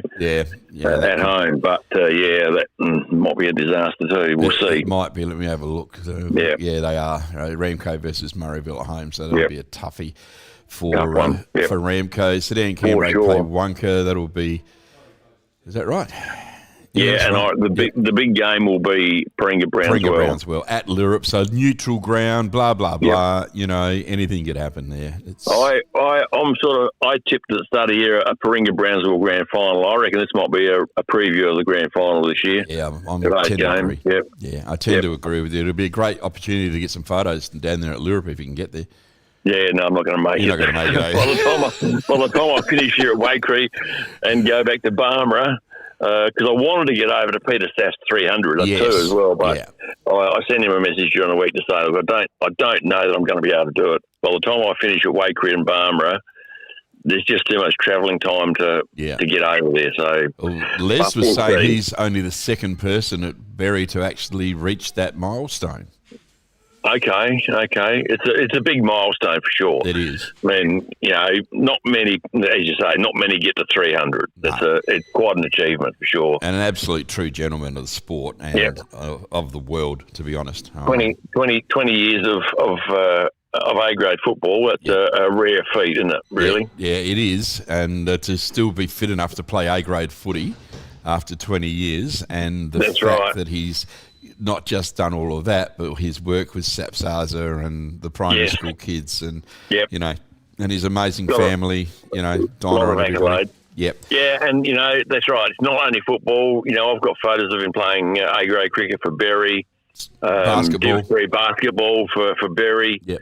And he loves the Div 3 basketball. It's a really good group of guys that play that. And he's well and truly a part of that group. So absolutely. He loves his sport. He loves the soccer. I think you name it, he would play it if he could. Yeah, so, that is for sure. Good on him. Yep. I'm just sitting here thinking I should have put that call into him to have a chat today. But anyway, we'll try and get hold of him in the near future. Netball last night. Wow.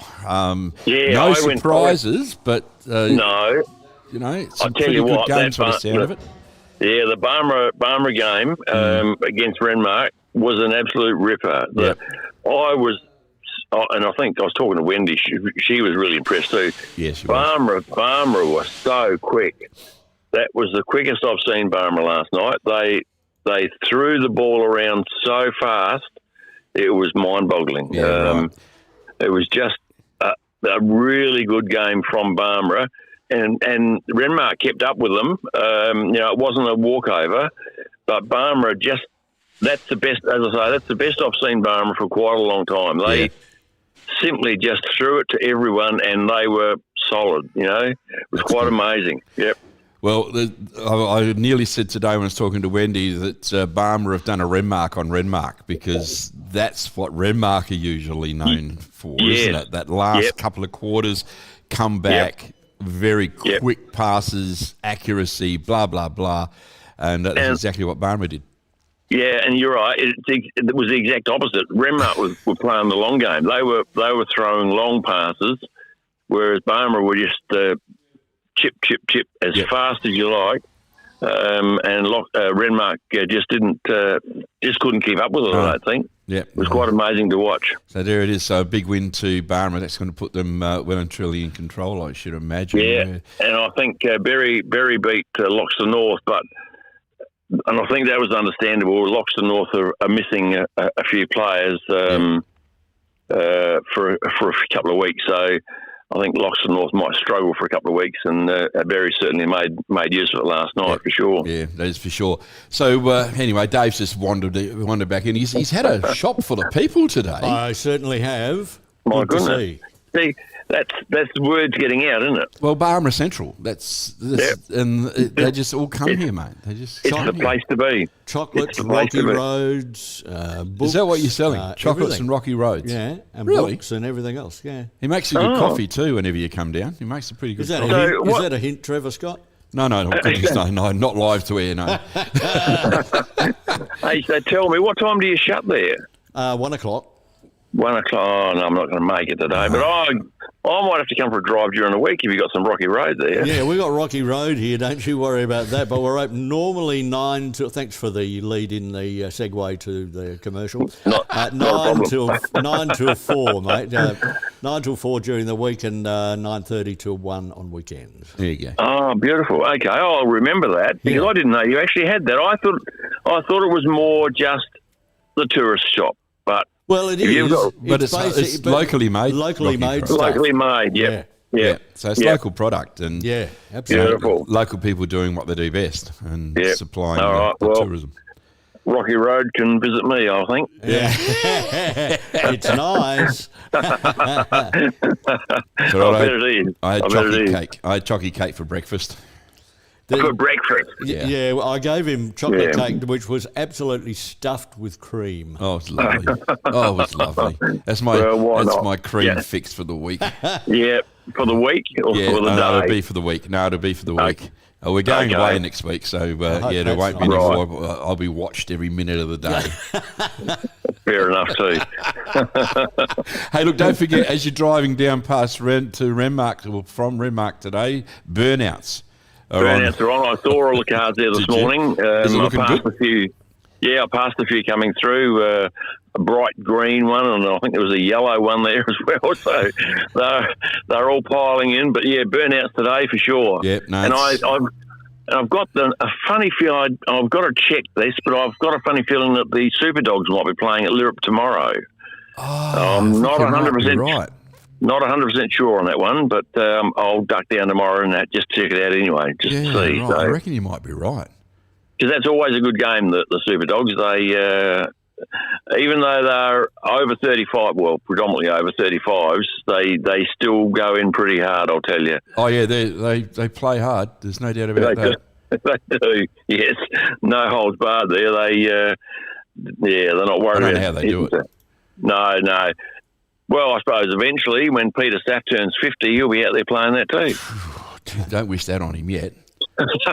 Well, he's had another 10 years of A grade for Berry. You know. Yeah, true. No, it's all good. Mate, you go out there, have a safe one, point your lens wherever you want, and thanks All for right. your work, buddy. Not a problem. I shall catch you hopefully during the week. Yeah, you will. No, you won't this week Okay. until I might see you at the netball. No, there's no netball this week. No netball this No. week, and there's no soccer tomorrow. No, there's no soccer. All the school holidays. Gee, what are you going to do, Grant? Where are you going to go? I don't know. Actually, I'm getting a little bit lost already. So. I know where I'll go. I'll go to the Barmera Vic Centre. Ah, there you go. There you go. Yeah. Yeah, Barmera VIC. Or Yeah. is it the lawnmower racing this weekend up at Karuna? So the woolshed could be pretty busy. Yeah, Was it- yes, Yeah, it could be. Oh, look, I'm could not be really actually. sure. I knew it was coming Oh, up it's very coming up. soon. Yeah. Yep. Yep. So I'll better there's check that out too. so much going on, and next weekend is off-road enduro at Waikerie as well. Yes, that'll be a big one. It might not be dusty like it normally is. I think it should be fairly wet, but it'll be a bit different this year for sure. Yeah, that's for sure. I got asked to go out there to commentate, and I just couldn't see my way out there, which is a fit it in. shame. If I'd had a bit extra notice, I would have organised it. But just can't do it. It's one of Can't those do everything. events. No, it's just one of those events which is unique. It really is. Yeah, very unique, isn't it? Very unique Yeah. and very good. Yeah. Very good to watch. That's fantastic. So- All right, go and point your lens, All and right. hopefully Barry No have a win problem. today. We'll talk to you soon. Yep, for sure. I shall speak to you soon. See you, buddy. Hey, take care. Top bloke indeed. Does everything right when it comes to. Certainly is. I got your turn on. Yes, I have. Yes, when you have. it comes to you need a number. photos, I do need a number. 'Cause I we just are- got to do this. 858 82872. That would be, The by memory, the Barmera Barmera Library.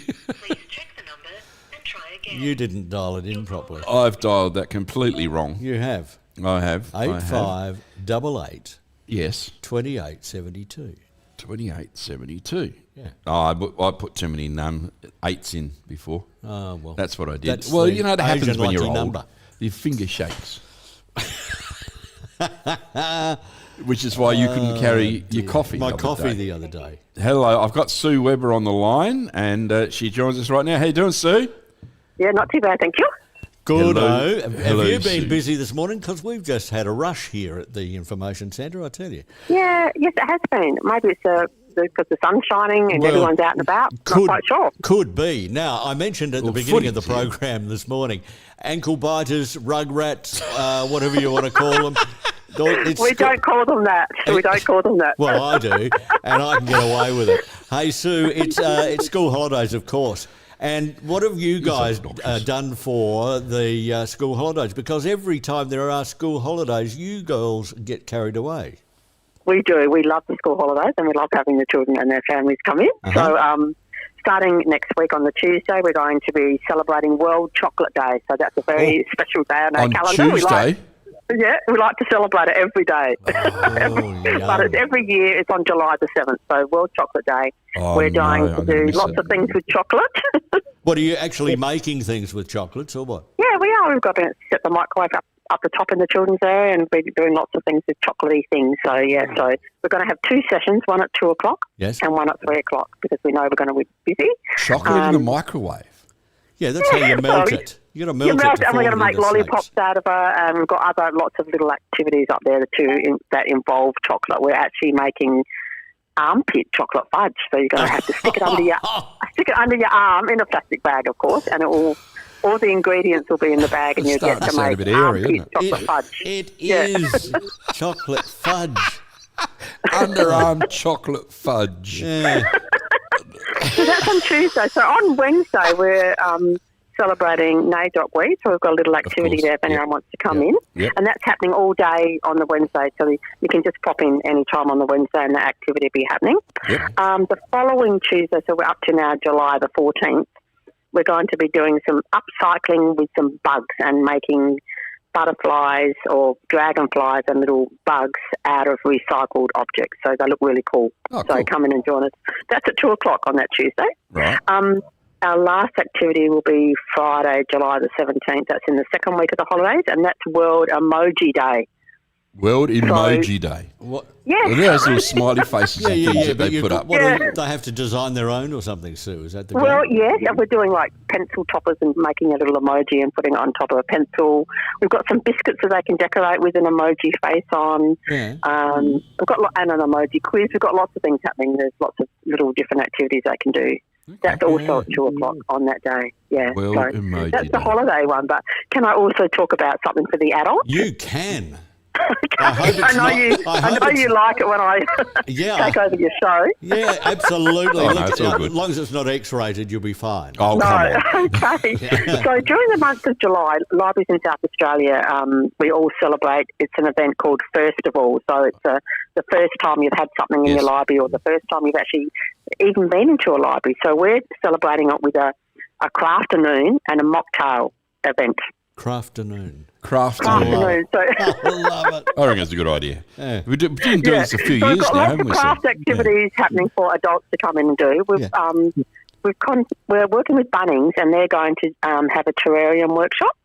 Okay. So that's at 2 o'clock on the afternoon. So if you want to build or take home, make a terrarium, you need to book in for that. No cost for any of these activities. Oh, really? So the whole afternoon starts at 2, goes through to 5, and they've got lots of different sort of crafts they can come in and do.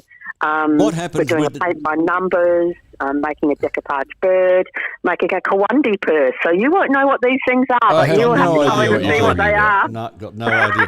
Hey, Sue, though, what happens to the terrariums, for example, when they're finished with them? Are they going to be... They take them home. Do they? And try and keep them alive. That's the plan. Ah, gee whiz. Yeah.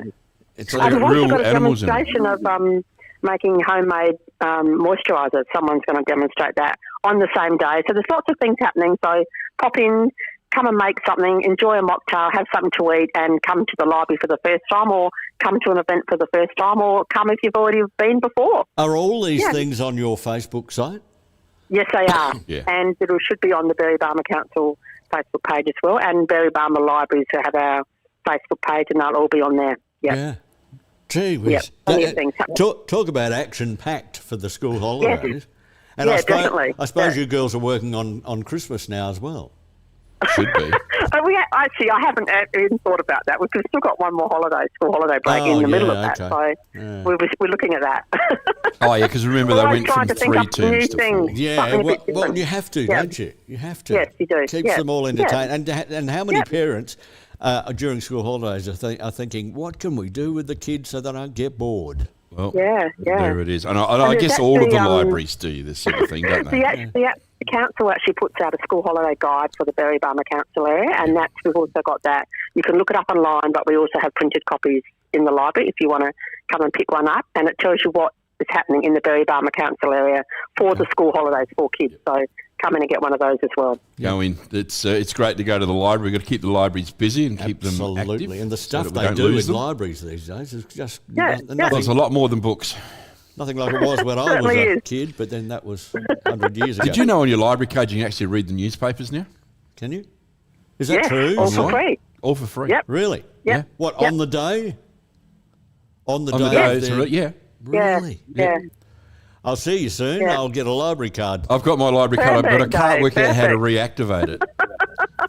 Oh, no, Okay, you'll be I look banned. forward to seeing you in here. I think Dave and I will be popping in Oh, later dear. soon Yeah, I to think sort so. out our Alright. library cards. Yeah. Get your cards organised. Oh, I got Perfect. my card. It's in my wallet, but I don't know the online thing. Yeah, all right. We can help you set that. I can't set that. remember the password. Okay. Thai food. Try that. Mr. Ice Anyway. set it up for me. All right, Sue, lovely to talk to you, and I know you're running a one-man band down there today, so we'll let you get back to it. You're awesome. All right. Thank you. Thanks for your All work. right, have a good day. You Bye. too. She does great work. Isn't she gorgeous? Our library is absolutely amazing. Yeah. Um, And they're very And all proactive. libraries. Oh, All look, they're libraries. proactive to a certain degree all the way around, but Barmera especially yeah. just comes Yeah, up look, with all sorts. Loxton Library, Wakery, Renmark, they're all very, very busy. A Coandi purse. We're going to have to go and find out What's what that? the Coandi purse is.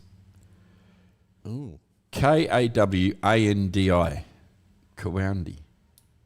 I don't know. Sounds indigenous to me. It does sound a little indigenous, doesn't it? Maybe that's what. And a decoupage. That sounds French. Yeah. DECOUPAGE. Ah, You know it. I've got no idea. You idiot. I just had to do that. A miniature birdhouse and paint by numbers.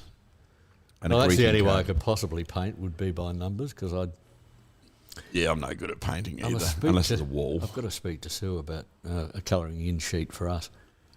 I'll have to talk to her about that later. A3 paper's expensive. Gee. Love Now, where are we at? Is it time to put a call into to Matt Teager, we can try Matt and find out what find it's out what like it's to like put your to- life at risk? Yeah, why not? Let's have a go, shall we? There, Yeah. there we go. Look, I'm sure he won't mind this.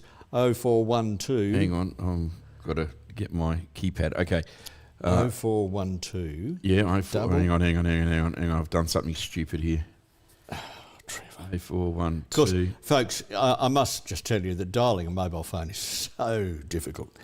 Lucky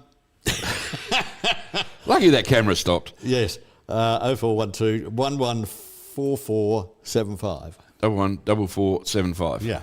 Yeah, that's enough numbers. And Okay. Teagues is who we're looking for. Teagues. If he answers the phone, if not, we'll speak with Greg. He's the owner. All right, But so this is SA Skydiving. Teague said he could be in the air at the Oh. time. G'day, Teagues. Teagues, Dave How- Waterman and Trevor Scott in Adelaide. How you doing? In the centre of the Riverland we are. How are you, Teagues? I'm good, mate. How are you? Hang on, there he is. Are you well? I'm well. That's good. You're not in the sky, obviously. Not quite in the sky, no, but we will be shortly. Now, Okay. look, when's this skydiving class coming up, or classes, I should say, coming up at Renmark? Is that next week or the week after? It's next weekend, but we've actually changed the day. We were going to be there on Saturday the 11th. We are now going to be there on Sunday the 12th. Oh, okay. Right, okay. Worship Day. How do you go with these things? I mean, you know, we talk about classes. I mean, I would have thought there was just a cord to pull and that's it. But obviously there's a tad more than that. There is a little bit more than that. I mean, there's two different types of skydiving you can do. You can do tandem skydiving, Okay. or you can do solo skydiving, where we run a school here out of the drop zone as well, where we teach people how to skydive solo. Yeah. And that starts with 1 day of what we call ground training, where we teach you everything you need to know on the ground before we take to the skies, and then you can start your solo journey. Whereas what most people do is a tandem skydive. You just arrive with us on the day, you meet a professional instructor, and they take you for a skydive. Okay, so that you're strapped to that person. Correct. Yeah. That makes sense. Now, you've done this in the Riverland before, haven't you? We have. We've been up there for many years now. It's always a beautiful place to jump. Yeah. Now, how popular is it with Riverland people? It's fantastically popular up there. It's beautiful views when we jump over Renmark there, and you can see all the way up the river and a lot of the fruit plantations around and up Berry, and yeah, it's absolutely fantastic. And there's always a great uptake, and we've got a few local jumpers up there in Renmark and Palmer and a few other places that are absolutely ambassadors for this sport. And lucky for us, they rant and rave about it all over town. Yeah, I'm sure they do. Teagues, look, I'm not being silly when I ask some of these questions because I've got no idea about all of this stuff. How long does the average dive last? So I can split this up into like how long's the experience that you're going to spend on site with us, and then the actual skydive itself. So usually the experience is about an hour and a half from arrival to departure. Yes. Now during that you go through a briefing with your instructor and some basic safety and comfort things for your skydive. And then once we're all ready and geared up, we head out to the aircraft, and depending on how high you jump, the flight up in the aircraft will take anywhere from 12 minutes to about 25 minutes, depending on the altitude that you're flying to. Yeah. And then as we exit the aircraft, we enter freefall, which is the part you're falling really quickly out of the sky. And depending again on the height, the freefall time will vary from about 15 seconds up to over a minute. With our higher skydive. Then we open the parachute, and then you'll be flying your parachute around for about 5 or 6 minutes before you come into land. Oh, gee, what an experience Oh, it'd that be a would thrill, be. wouldn't it? But the G-forces when you open your parachute must be fairly high, mustn't they? The G-forces on opening aren't too bad. The parachutes are designed to open slowly and comfortably, so it's more of a deceleration. There's a bit of an optical illusion where it looks like people get yoinked out the top of the TV when these parachutes open, really that's the cameraman still in freefall falling away. So feel free to grab a seat, guys. This is about 5 minutes. So you can actually pull most G-forces under parachute as you're doing turns and flying them around. Oh, okay, yes. So that's completely up to the pilot then as to how they would like to fly their parachute. But the opening forces are generally quite soft. Yeah. There you go. All right. So now weather going to play a part in all of this as well? Oh, absolutely. And I wish I had a weather station that we could control it here, but we would do a lot more skydiving if we did. We are very much at the mercy of the weather, and there's two considerations there. The first one is safety and making sure that the conditions that we're jumping in are safe to do so. And that's a combination of all of the weather factors, cloud and wind and moisture and all sorts. And then there's the customer experience as well. There's a range of weather conditions where it's not necessarily unsafe to go skydiving, but may not give the greatest experience, whether there's rain or moisture in the sky or whether we've got lots of cloud that we'd be descending through. And so obviously that impacts the views. So we take both of those considerations into account as we make decisions. It sounds very much as though some people would get hooked on this after trying it for the first time. You are absolutely spot on. And there's quite a simple reason for that, is that when you do a skydive, there is no other feeling like it. It is extremely unique. It makes you feel alive. You get the rush of free fall, and you get the absolute peace and freedom of flying parachutes. And you're exactly right. It captures certain personality types and gives people that escape from reality, really. Do you know I see a lot of people if anybody has thought about doing this, I'd reckon it'd be a good birthday present or something for somebody, wouldn't it? Absolutely. Really? Yeah. And I'd reckon you'd get a few of them. We do, yep. And it's very interesting for us day to day, because quite often, usually actually, the person who's purchased a voucher is not the person redeeming the voucher. So the person who purchases the experience normally gifts it on, and then we get someone who's received it as a gift, and usually they're over the moon. Yeah, gee. All right, you can buy me a gift. No.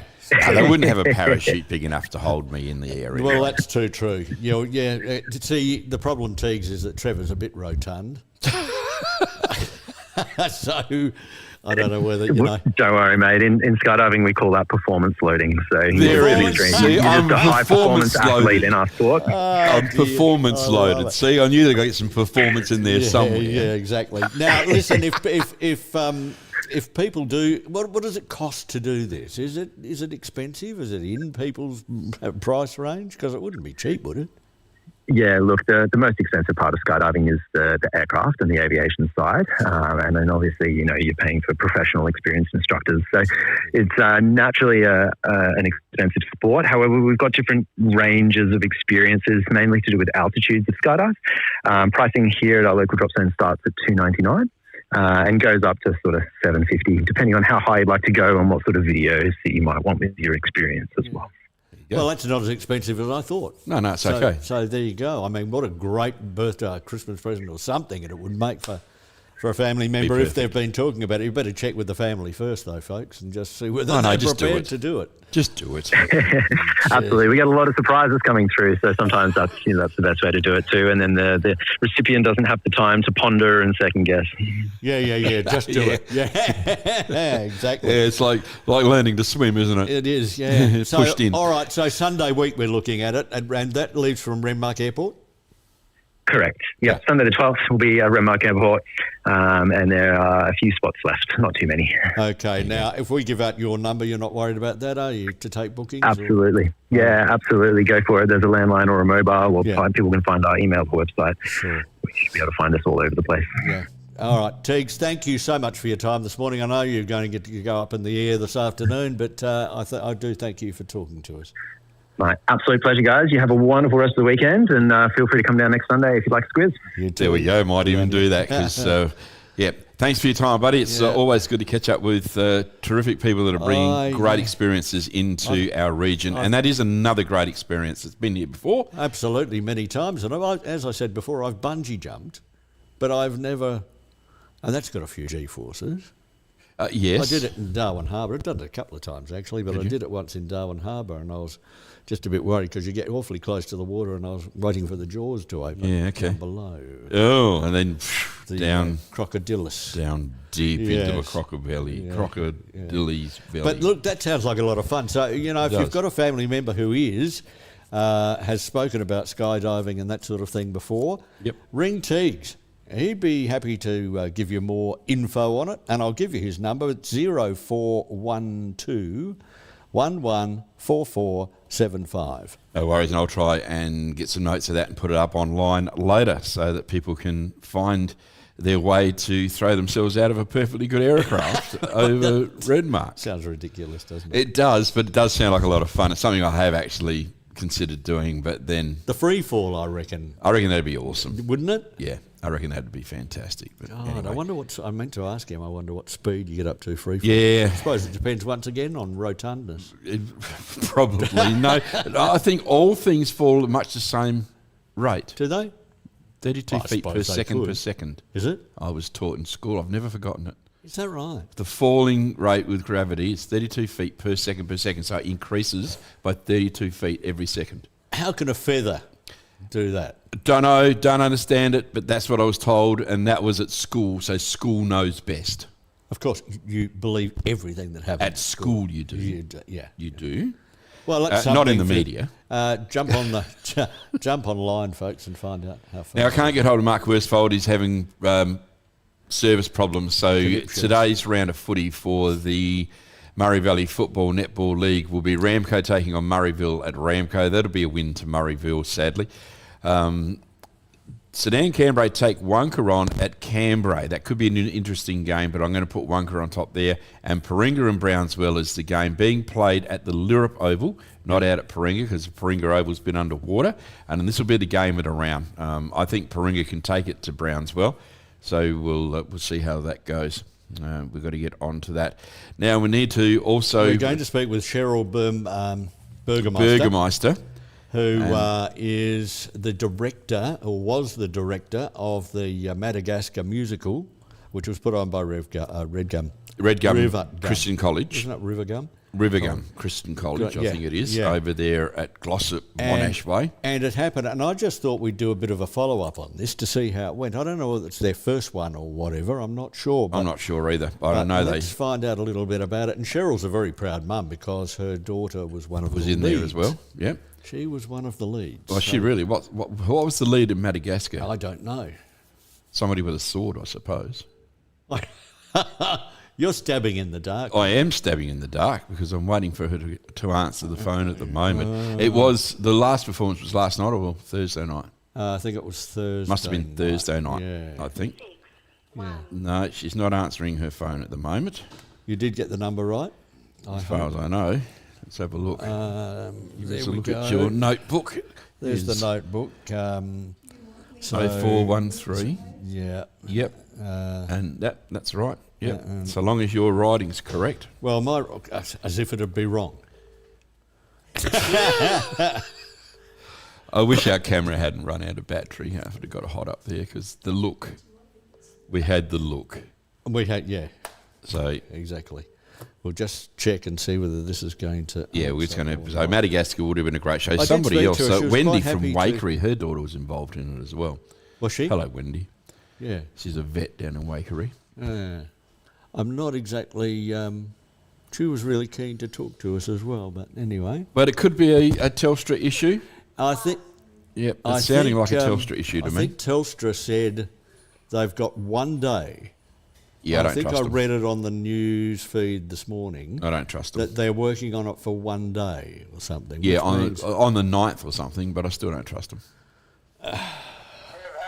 So, well, Colin Milburn's phone's working all right. How you doing, Cole?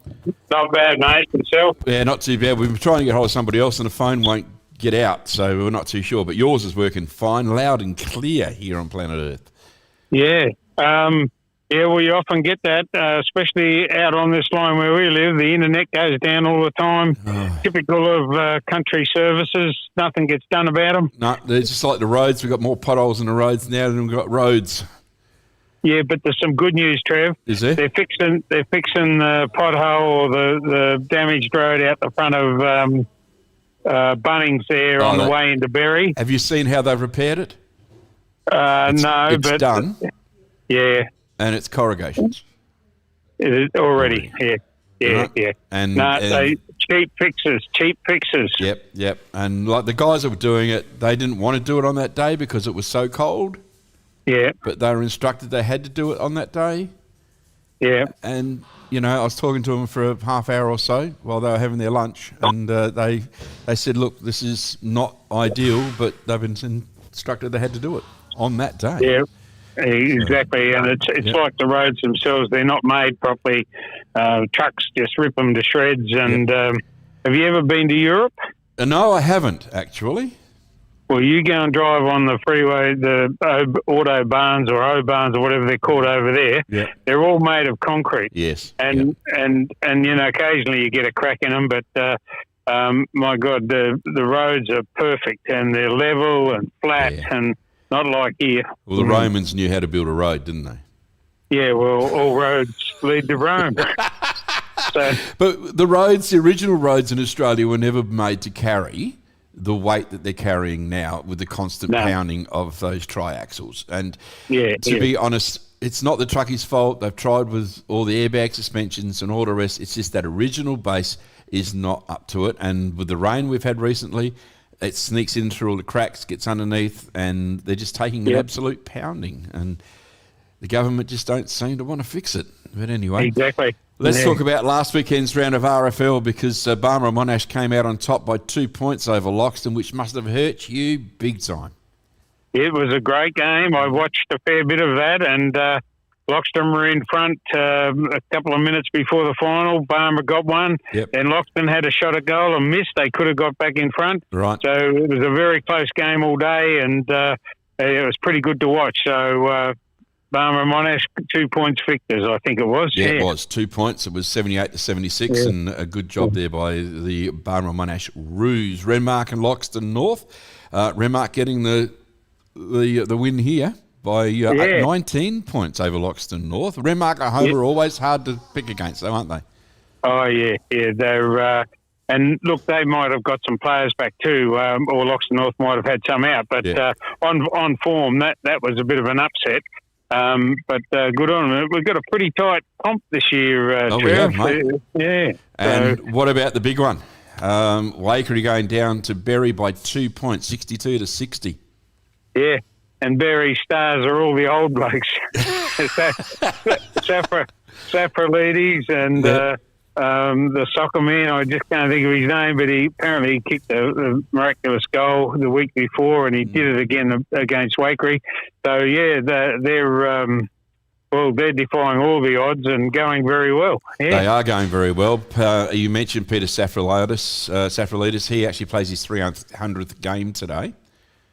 Oh, I thought it was last week. But, no, it's this week. this week. Yeah. Yep. I've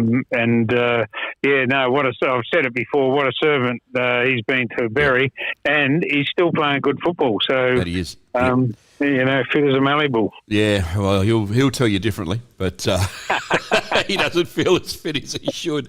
All right, let's look at round 10 before we go to another break next weekend, I think. Barmah, Monash and Renmark. Where's this one, Trev? It's at the lakeside. Yeah, well, based on Barmah and Monash's form last week, it wasn't an over skillful game. It was wet and cold, as you know, but Barmah and Monash moved the ball very well, as did Loxton for most of the day. Yep. And, Barmah and Monash at home, they're on top of the ladder now, and I think they've got most of their players back. So I'll go for Barmah at home. Yeah, that's what I did. And of course, when I have to do my selections for the game plan, I don't get an idea who's playing where. But Justin Bonney is going to be there on the back line, who's up on the front. So yeah, look, Josh Vader there for Renmark. Yeah, it's going to be a tough one.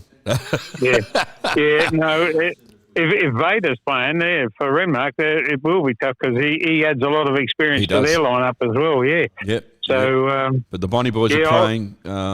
Brody Frid's playing. Yeah, it's going to be interesting. I'm just looking for another. Oh, Jono is there. Okay, so that's always an assistance. So I've gone Barmah and Monash anyway. Waikerie and Loxton.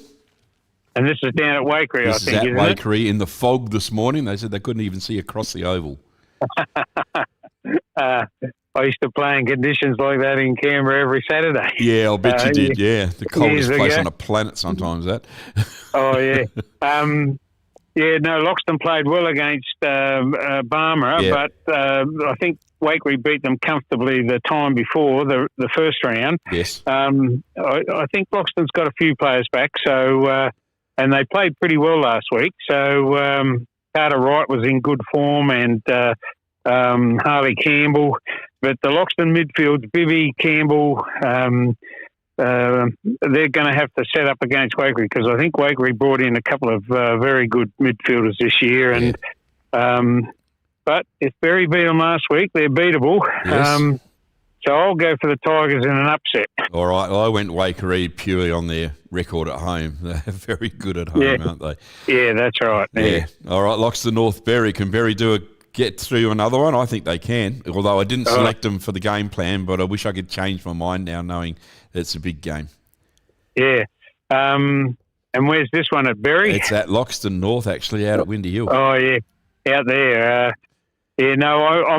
I know Berry's got good form and all that sort of thing. Loxton North fell away last week, but I think they'll bounce back, especially at home.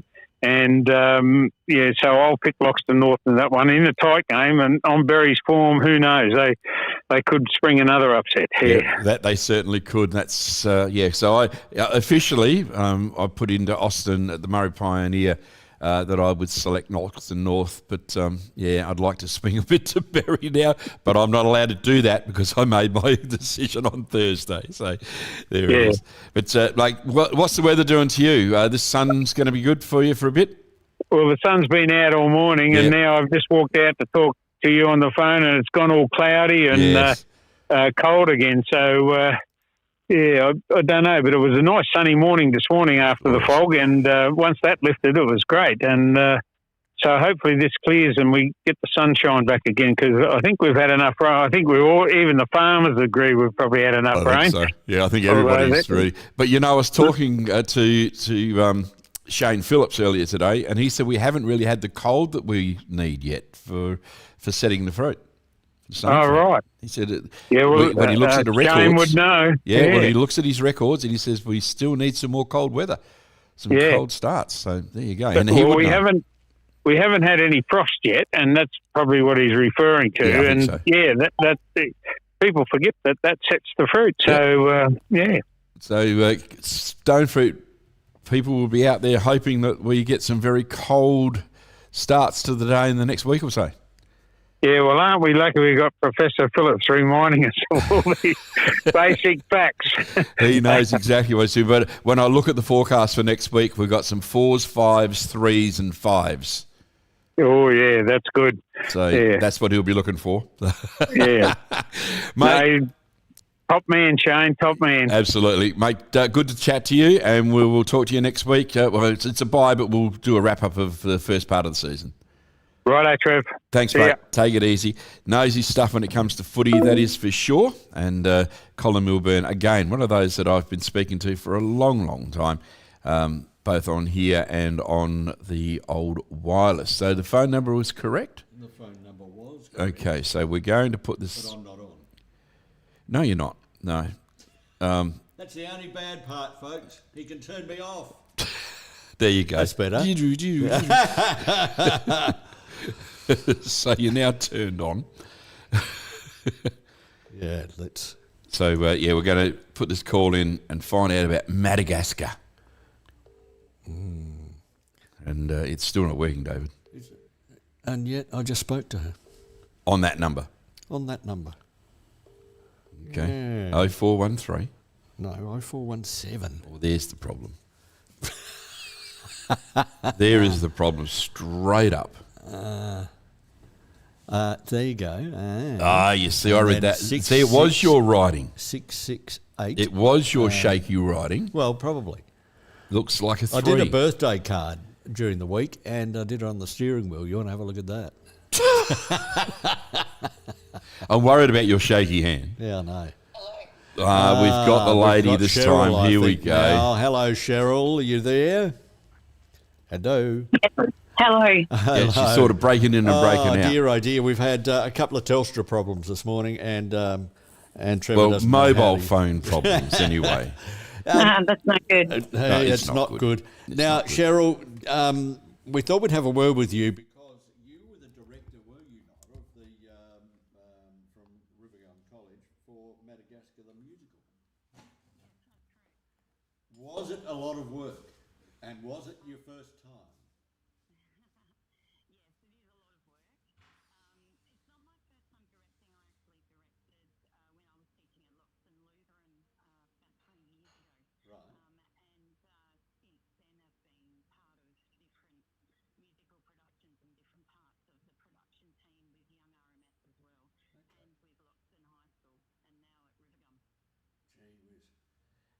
Okay, who decides which musical you're going to do?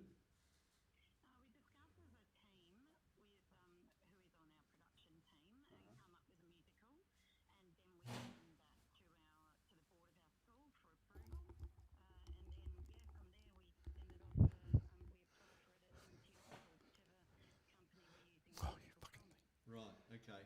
And is this the first one for the school, or have you done them before for this school?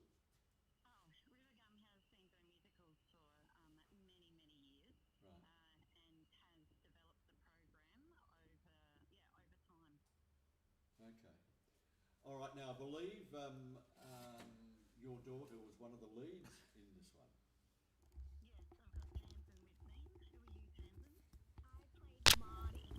one. Marty. Okay. All right. And did you put your hand up for that, or did Mum ask you to go? I put my hand up for it. Okay. So it sounds as though you are an artistic person. Yes. Okay. All right. Now, what's next? I should ask, I suppose, Cheryl. What's next for the next musical? Or haven't you started thinking about that one yet? Well, yes, we have actually. So our team will discuss. The students have put some ideas forward, but as a team, we might listen to the students' ideas. And then come up with a musical that we think fits the cohort of students that we've got. Yeah. So you look at the roles in the different types of musicals, and if we've got some strong males that we predict will be available, it actually opens up quite a number more musicals. Yeah. So it just, it depends. What sort of response do you get from the kids? I mean, do they all want to be involved? Well, our performing arts program is compulsory from foundation all the way through to year 10. At from all the way up to year 8, the performance side of it is compulsory as part of the Australian curriculum, and we use it as, like I said, as our performing arts program. So we do 4 lessons a week on it throughout the semester. And the year 9s and 10s, they get to choose whether they are part of the performance stream or the production stream, making all the props and sets and designing different parts of it, and then working behind the scenes. So that's how we kind of put it together. And do you have more people wanting to be actually on the stage, or do you have more behind the scenes? That's a very good question. It was quite balanced this year in our year 9 and 10 cohort, and talking to some of them this year, some of them are actually saying that they might prefer to be actually on stage next year. So, it's the enthusiasm amongst the students is really building. I would imagine that it would be a great confidence booster to actually be on the stage for some of these, maybe introverted kids or what have you.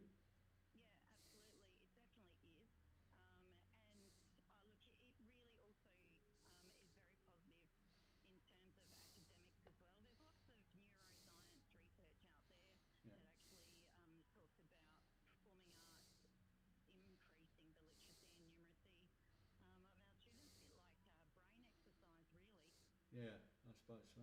And okay, what about numbers? How did you go numbers-wise as far as audience is concerned, I'm talking? I actually don't know that. Looking at who was in the audience this year we actually opened up the top of the Chafee, the seating there. So definitely our audiences are growing, which is great. Absolutely. Gee whiz. Might be packed next year, you never know. Let's hope so.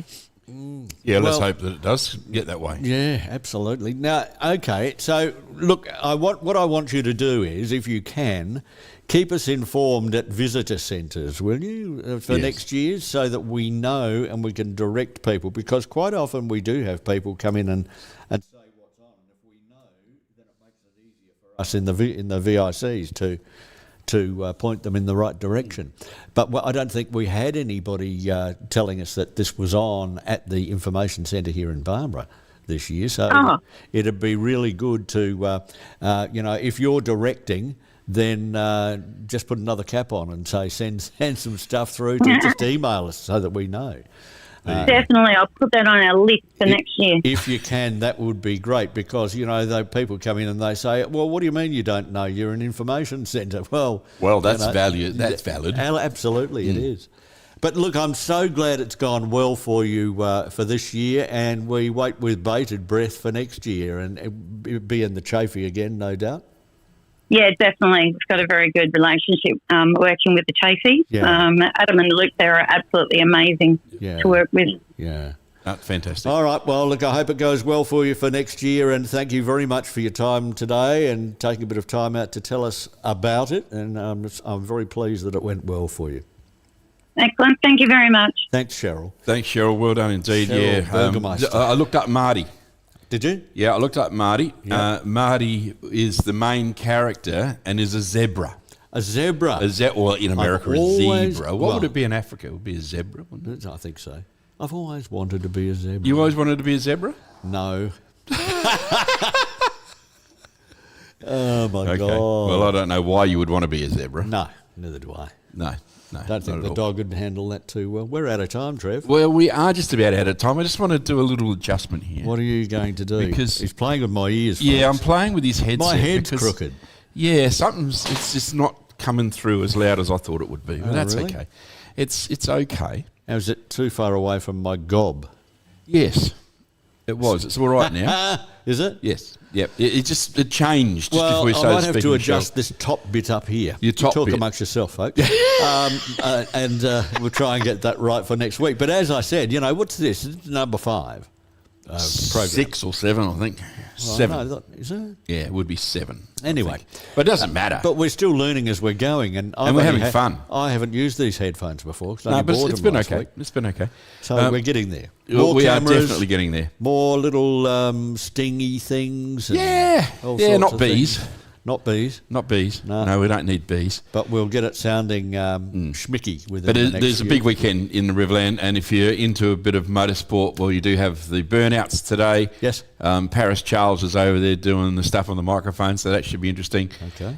There's a lot of footy being played. The weather's good. Get on out and enjoy this wonderful place. And if you want some rocky road, come to the VIC in Barmera. Absolutely. Look, I'm just looking across the top here. Look at this cloud bank that's coming across here. Yeah, I know. It's going to do a wee on us shortly. Oh, no. We don't want any more rain. We don't. Yeah, we do, but later, when the crops have to set. Yes. Well, not quite yet. No, because it's washed everything away. We've had enough. I've had enough. The weeds are growing. The caltrop. Yeah, doing great. Yeah, guns. The caltrop's growing. Yep, absolutely. It's horrible. All right, that's it for another week. We'll do it again next week. Thanks for being there. See you, folks. See you later.